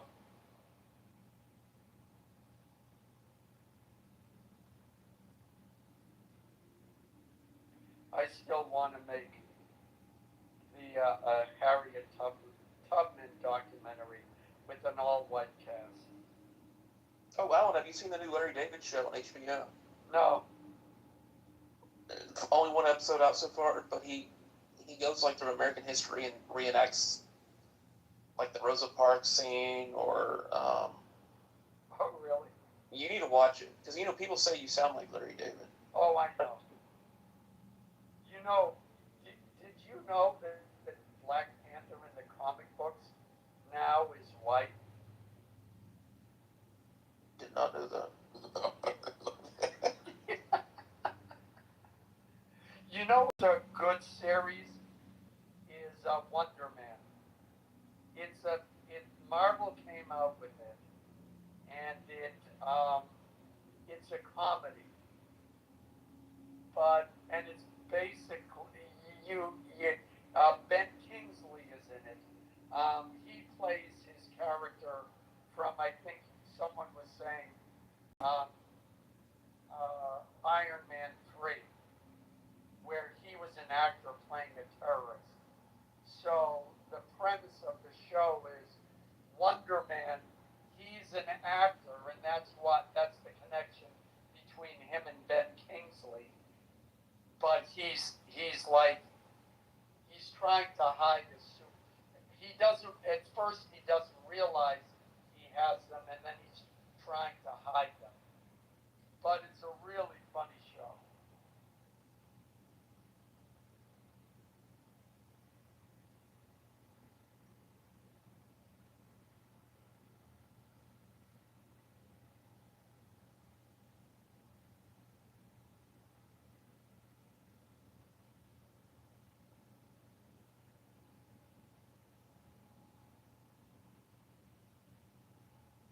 I'm getting sleepy.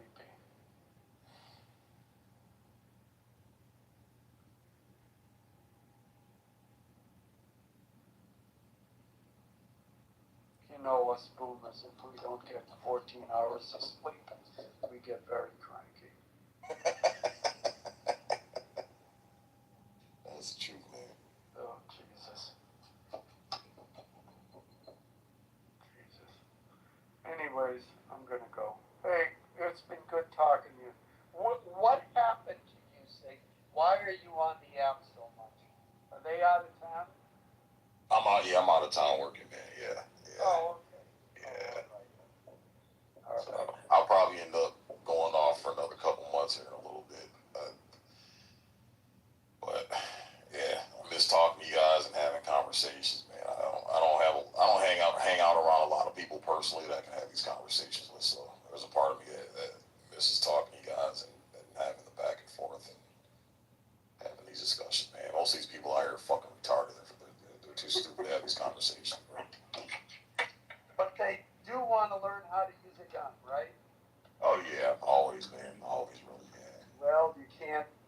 not completely gone, right? Yeah, I would say they're damn near close around 95%, so close enough. Anyways, take it easy. All right, take it easy, Alan. We'll see you, brother. Yeah, bye.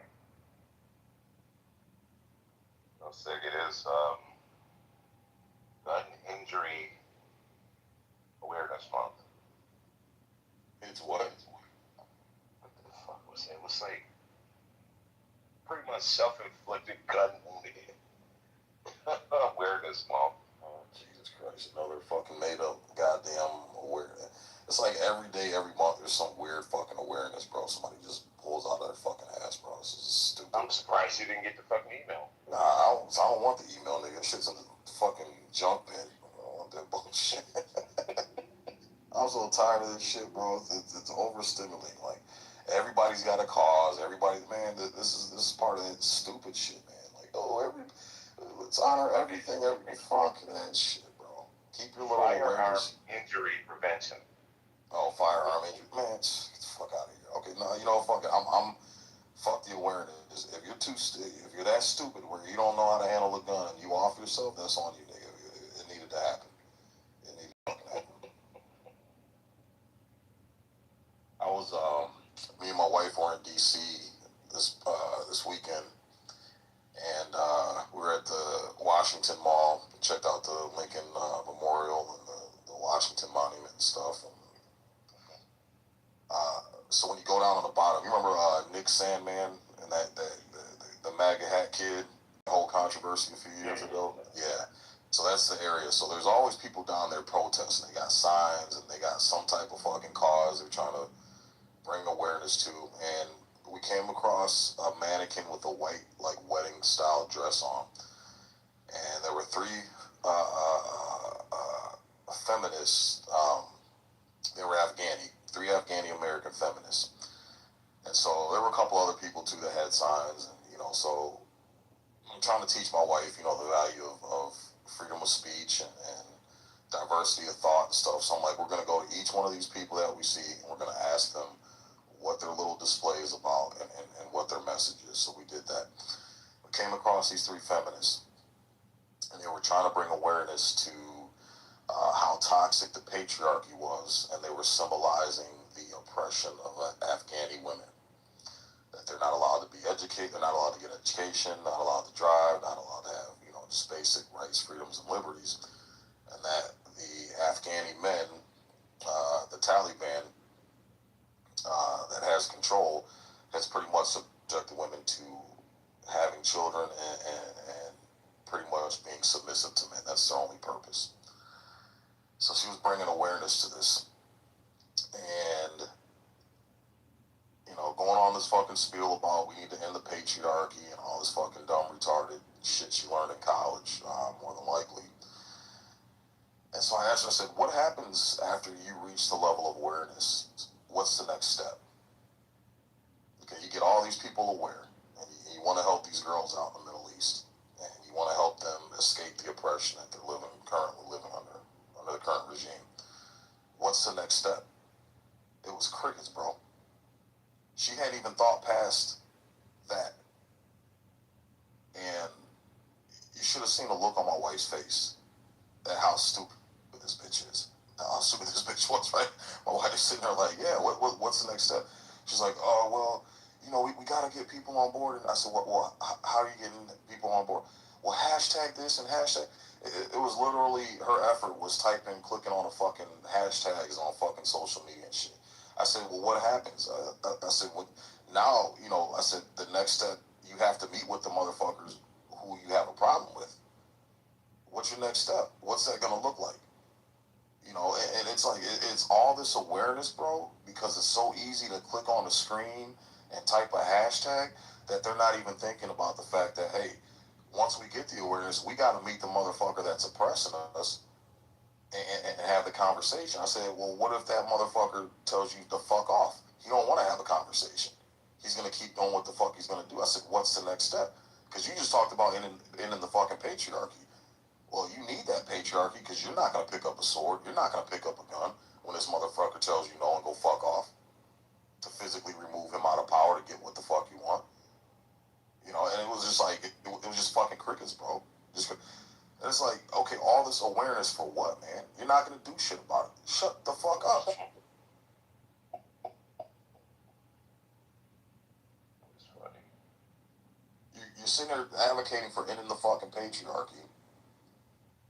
Yet the patriarchy is who you're the first person you're gonna be calling to go fight this motherfucker and chop his head off to remove him from fucking power. Absolutely.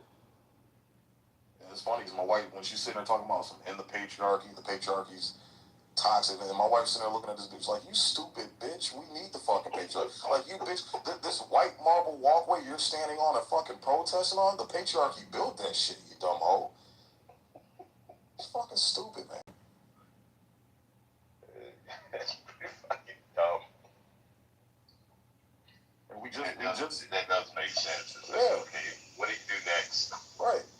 And we had just left the Marine Corps Museum and going through all these exhibits, all these fucking, life-size replicas of all these wars: the Civil War, the Korean War, Vietnam War, Afghanistan, Iraq War. Like, literally, you walk through these exhibits, bro, and it's literally like, they built these exhibits up to where it's like you're actually on the battlefield, and all these mannequins of men dying, legs blown off, and so my wife just gets through seeing all the turmoil men have had to go through in order to secure our rights and liberties and freedoms. For this bitch to leave Afghanistan and come over here and talk that shit that she can't talk over there because the niggas will chop her fucking head off or throw her off a fucking building just for having a fucking opinion.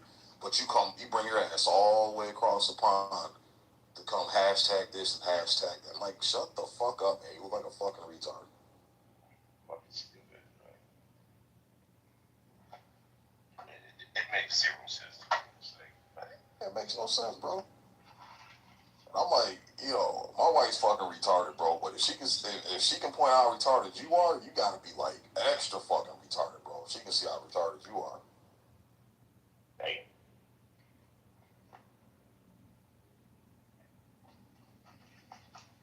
Makes sense.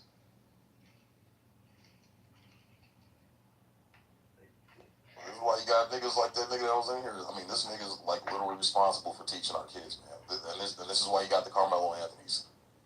Because you got the parents at home egging him on, and then you got a teacher like that pretty much adding icing onto the cake of what the parents are teaching this motherfucker. Man, fuck it. You don't like what he say, just go stab him. Like, what? Yep.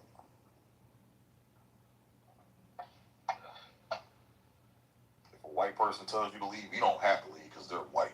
You don't take no shit off the white man. Okay, well, nigga, you gonna be sitting your ass in fucking prison, sucking some dick for protection. So them white niggas and Aryan brotherhoods don't come after your ass. You gonna be doing somebody's fucking laundry, fucking licking somebody's ball sack to get that protection you need from them niggas because you would kill one of their own. But you gotta sit here and listen to this white sea uncle for you 35 years. Right. What the And that nigga's gonna tell you where you can and can't be. Mm-hmm. All day long. Fucking stupid, man. Just the idiocy is, and this is why I kind of like, sometimes I gotta side with Gio. Like, I'm all about freedom or liberty, but then I get, like, niggas like Gio, man. Like, I get where he's coming from. It's like, you gotta have some type of restraint. Because if not, you get to the situation where we're at right now, where it's like, anything goes and there's no fucking boundaries, and then the retards start running the fucking show, So I get what he's saying, man. Like, I get it. Yeah. You have too much fucking freedom or liberty, then everything just goes to fucking shit. Now your cause, you're working against your own cause, yeah. Total anarchy.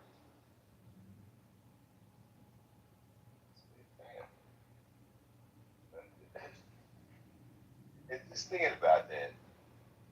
Ain't no white man gonna tell me where I can and can't be.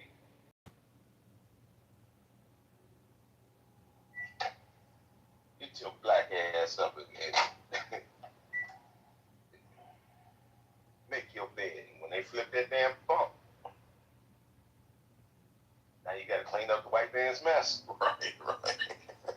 Fuck is stupid, bro. Fucking dumb are you?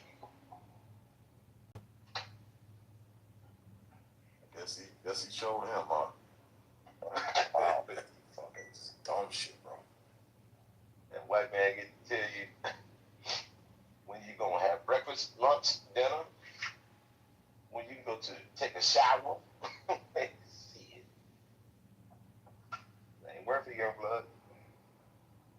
That's the one thing I loved about the Marine Corps, bro. It eliminated all that shit, bro. It eliminated all that shit. You didn't see no race, you didn't see color, you didn't see none of that shit, bro. That's what I loved about it, man. Like that regiment, that ideology, it actually brought motherfuckers together, man. Yep. You know. I totally can see that because you got one purpose. Right, and that's why we need to go back to just Americanizing everything. Fuck the race, fuck the ethnicity, fuck. It should just be about being an American, man. Once you go back to that focus, bro, it eliminates all this other fucking bullshit. Yep. I don't care less what your skin color is. But, there's no money in that. Yeah, it's not. You know who's the biggest perpetuators of the shit? It's the niggas with these fucking doctorates, these stupid ass fucking doctorate degrees, and the light skin. I've noticed that the most pro black niggas are light skin, bro. Yes. Yeah. I mean, trust me. Don't meet one of these motherfucking mixed breed motherfuckers, one of these black and white kids. They're the worst, man. They're the worst. The fucking worst. And I hear this shit from them so much. And I always ask a question. You hate your mama?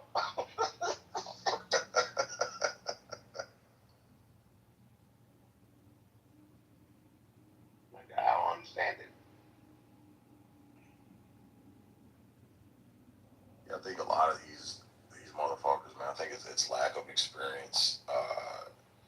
I think it's lack of experience, man. They're running off of the boogeyman tales they've been told, brother, and they're taking that shit and running with it, and they have no fucking idea. Most of these niggas that are pro-black and anti, they've never been around a significant amount of white people, bro, to realize that shit. It's like, nigga, I get it. I got told the same shit, and I got around white people. I'm like, they're not even thinking about me, man. These niggas ain't worried about what the fuck like, they're having too much fun, man. They're having too much fun enjoying their lives. They're not thinking about your black, but you steady thinking about them. And it's the weirdest shit, bro. It's crazy, man. It makes no sense. I grew up in a house like that. You walk out the house, this white Casper motherfucker gonna kill you. I don't see nothing but niggas around me shooting. Right. Shit. It's just crazy. I don't understand that shit. Yeah, bro. It was, I don't know if you were in a room, but we talked about this a few weeks ago, KB. But I had when I was younger, because we moved across 8 Mile, we moved to Ferndale, and once my mom got a better job, we moved to the suburbs. So I'm riding my bike outside, right, and I get pulled over by a cop. Riding my bike, he stops me and asks me, where I'm from and what I'm doing in the neighborhood and shit, and because apparently a bunch of niggas from Detroit across 8 Mile were coming over into this white neighborhood, stealing the bikes and taking them back over to Detroit. Right? So, of course, you see the only black kid in the neighborhood riding a bike. Spidey sense is gonna tingle. You just gotta make sure everything's on the up and up. So I told my mom, I said, hey, the police, I just got stopped by, the police officer or whatever, and gave her the rundown of what happened. Bro, she got her clothes on so quick, snatched me up, threw me in the car, and went to that police station and chimped the fuck out, bro. Chimped the fuck out on them white cops, man. And, not knowing not understanding the depth of the situation, and, I'm older and looking back, and I was like, no, you dumb bitch. Like, it's a bunch of niggas coming over here stealing white people's shit, bro. So, yeah, I mean, the motherfucker had, it's not like he roughed me up. He didn't cuss me out. He wasn't unprofessional. Wasn't a dick to me. Just stopped and asked me a couple questions and make sure everything was good. But it's like, nah, like, the reason why they were on high alert is because you niggas coming over here fucking with people that ain't fucking with you, man. When I'm sitting at mom's house, I see a lot of these kids. They own these little motors, and some of them got these e-bikes and shit. I know you niggas ain't buy that shit. Right. That's all I can think. Like, I know you niggas ain't buy that. There's too many of them. And you in the fucking hood, I know you ain't buy that shit. You would've stole that shit from over there to the white side. About y'all black ass together. E-bikes are a white thing, bro. Exactly. So I'm like, I know you ain't buy that shit. Niggas aren't riding e-bikes, man. Or they're not buying e-bikes. If they'll They're ride not them, they're buying stolen. them. They're not buying them. I have yet to be in the city of Detroit and seen a plethora of fucking e-bikes, bro. But you go in the white neighborhoods, just e-bikes. E-bikes till the fucking cows come home. Yeah. You know, being out there, you know, people don't lock their shit up. Oh yeah, white people are notorious. White people leave their car keys in the fucking ignition of the car. I tell you, because my ex-wife used to do this shit. Did work. Yeah, I didn't know that was. Like, what the fuck is she doing? Yeah, I didn't know that was a thing until I started dating white women. I'm like, yeah. Like, hey, I gotta move your car out of the driveway so I can get my car out. Where's your keys? Oh, they're in the ignition. Like, what? Like, what? Sitting there fussing at these white women to lock my goddamn door in the house. Just leave that shit wide open. I'm like, no, lock this They shit. don't lock the fucking doors. Right. They don't lock the doors to the house. Right. Like, I put the deadbolt on my shit. Right. What the fuck? I ain't used to no shit like that. We never lock our doors. We just walk right in. I'm like, okay. All right. And Marcy used to do that shit because she grew up, you know, out there in Tecumseh, there in the rural end of man. And then she moved her ass to Ipsy, bro. There's a bunch of niggas and shit. Yeah, Niggas out there. she left her doors unlocked, key in the ignition on that dumb shit, and then the niggas took her car. Like the first one she moved out there. I was like, learned your lesson, huh? I was like, I hit the jackpot. I ain't got to bust the steering column, nothing. Right. Oh, shit. Thank you, Miss White Lady, ma'am. Thank you very much. Fuck that.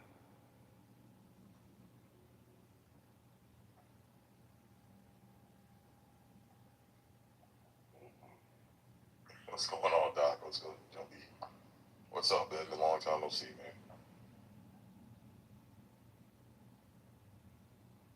Motherfuckers are passed out, bro. I think everybody's Everybody knocked out. Yeah. I think Abby done argued herself to sleep. Her energy is gone. Right. Joe, that was your people, Abby. You gotta claim that one, Abby. I think she got white fatigue. Like,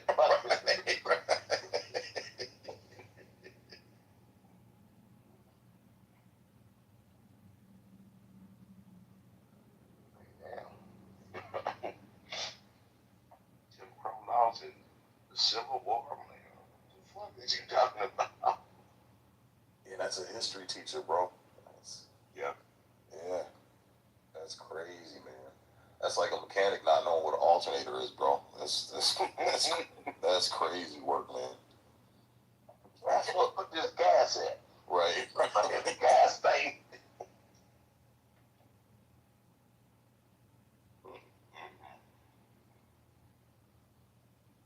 That shit was wild.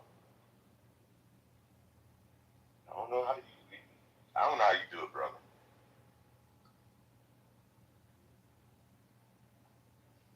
Some more people here are ridiculous. These motherfuckers are, man. Yeah, 'cause I had a dip hour earlier with Pepe and Gio going back and forth. Like, this is a headache. Yeah, Gio gets a little touchy feeling, man. He can't, you know. Very intelligent guy. Yeah, man, nigga's smart as shit, bro. I learned a lot from that nigga. Nigga's smart as shit. He knows his shit, but he gets a little too touchy feeling. It's like, okay, man, niggas gonna call you names. Yeah, niggas gonna call you names. Call the name back and keep it moving, man. Like, Keep it moving. I knew it was going there. Just on the Pepe say, you gotta go cook it, dog. This shit about to go left. He call him something gook or whatever. Straight stick.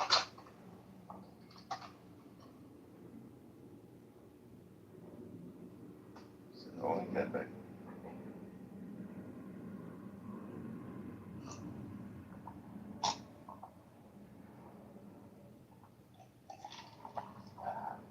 Yeah, Gio, yeah, he pushes on the totalitarian thing, you know, a lot, man. And it's so I've had to debate him a couple times about like, okay, man, like, you know, I get your ideology, and if you're trying to go back to this legacy mindset or legacy mode of operation, you know, you gotta understand, bro, like your ideology starts conflicting with the premise of, you know, the Constitution at that point.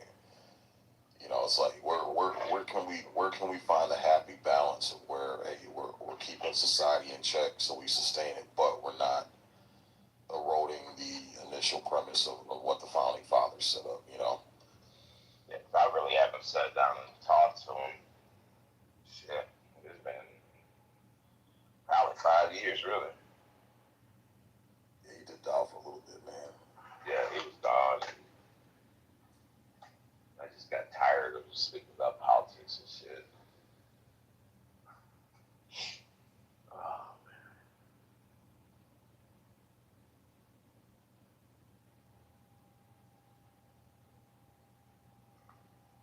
So you're getting the whole gang back in here.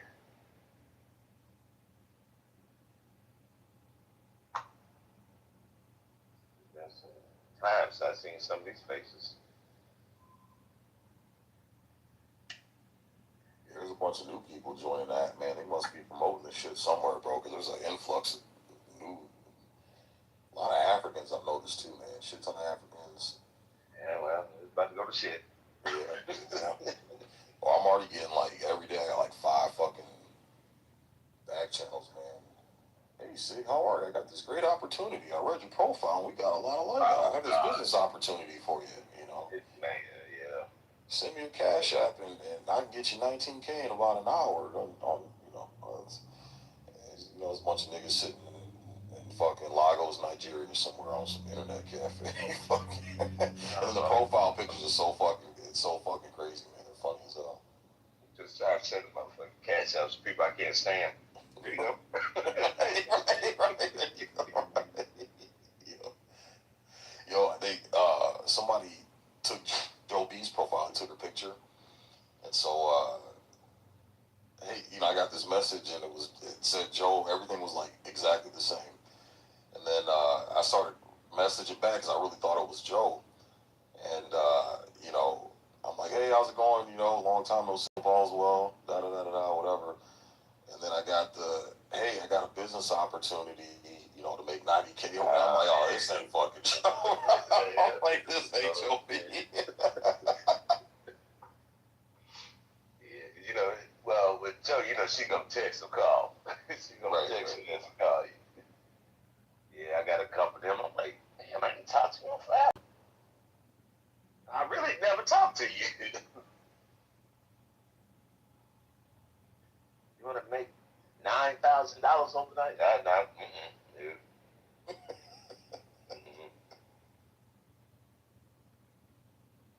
Dude, because anybody I talk to know I don't pay that shit.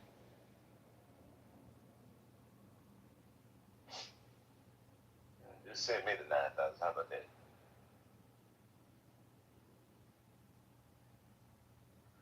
I've kind of been stuck in a rabbit hole of watching these body cams, and these people getting caught with these fraudulent checks and shit. I'm like, you that fucking stupid. You don't think the bank knows when it's a fake check?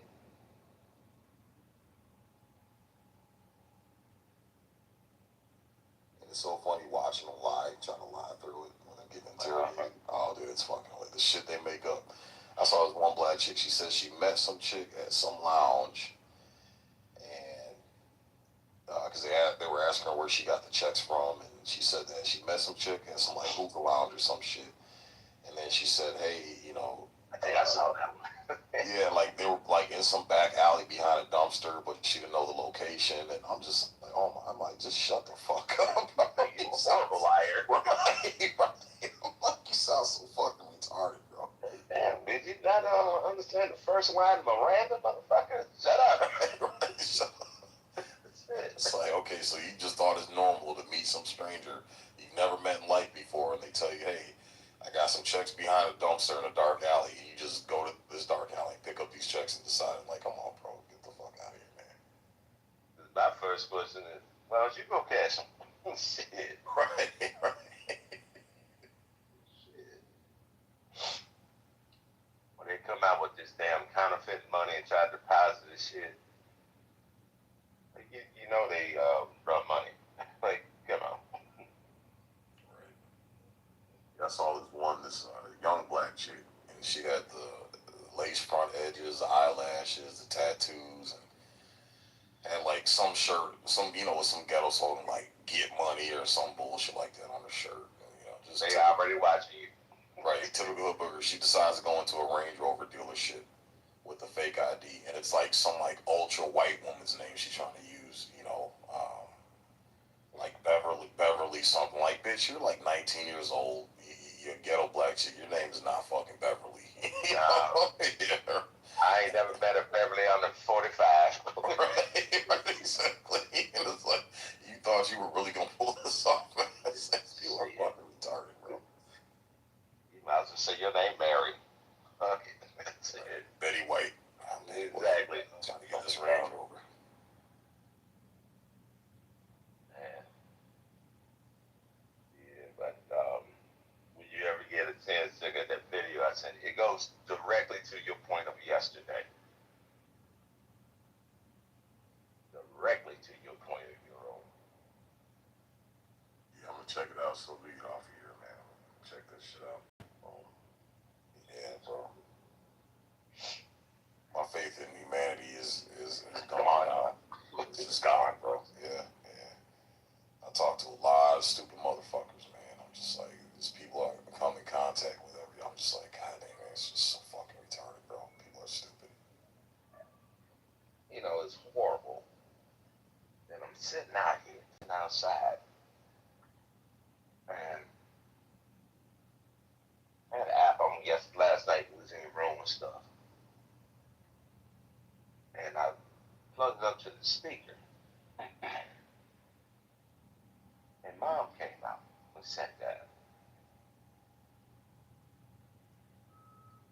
She said, you on that damn internet shit? I said, yeah. And she got to listening. She's like, that bitch is stupid. Well,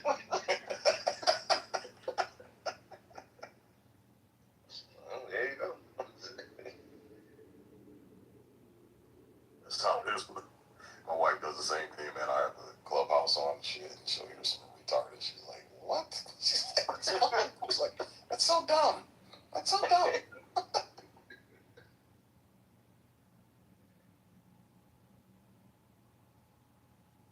You just shake your head like that.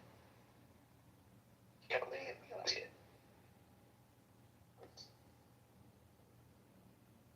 Inequalities and pay for each other. What it is.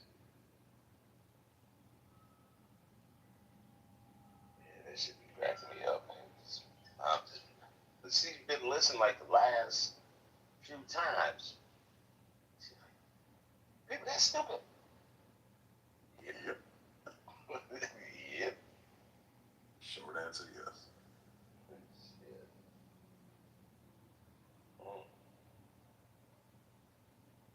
Girls talk like that? Yep. Right. Crazy.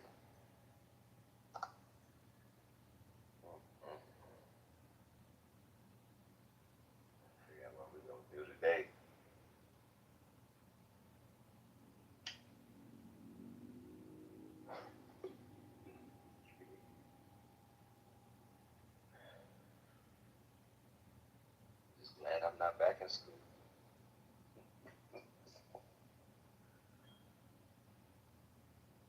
Yeah, motherfuckers. We were talking about that earlier, man. With these fucking degrees and shit, bro. And it's like, it's oh my god, dude. Yeah.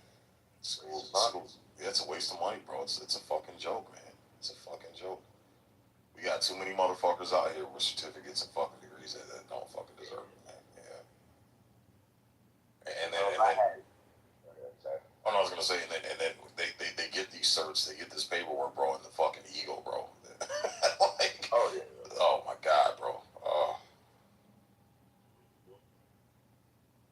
If I had young kids that was like, going up through the educational system, your ass graduate, you got a couple options. You can make a career in the military. 20 years you done. Go sit your ass down somewhere. But you go to trade school. Go find your trade. And doing hair is not a fucking trade. Shit.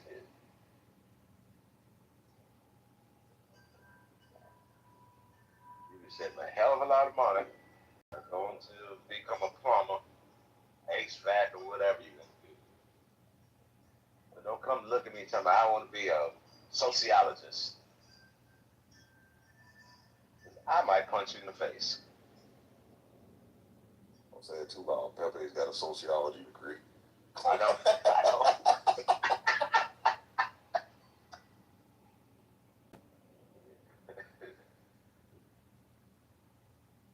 Shit, I don't even know what the fuck you do, unless you're gonna be a social worker. But who wants that headache? Fucking social workers suck too, man. That whole system is, oh my god, bro. Yeah, I mean, unless you working in a school or teaching, sociology at the university or something. There ain't no way in hell I'm going down to the welfare office. No.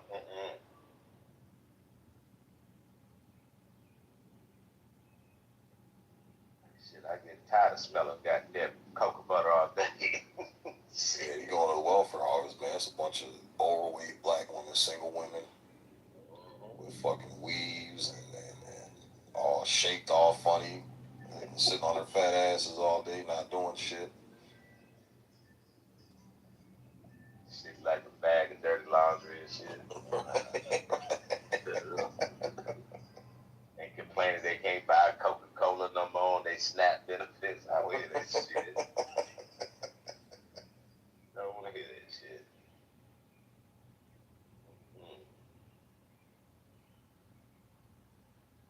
Yeah. They good. See people coming in. You guys want to come up to the stage? Just raise your hand.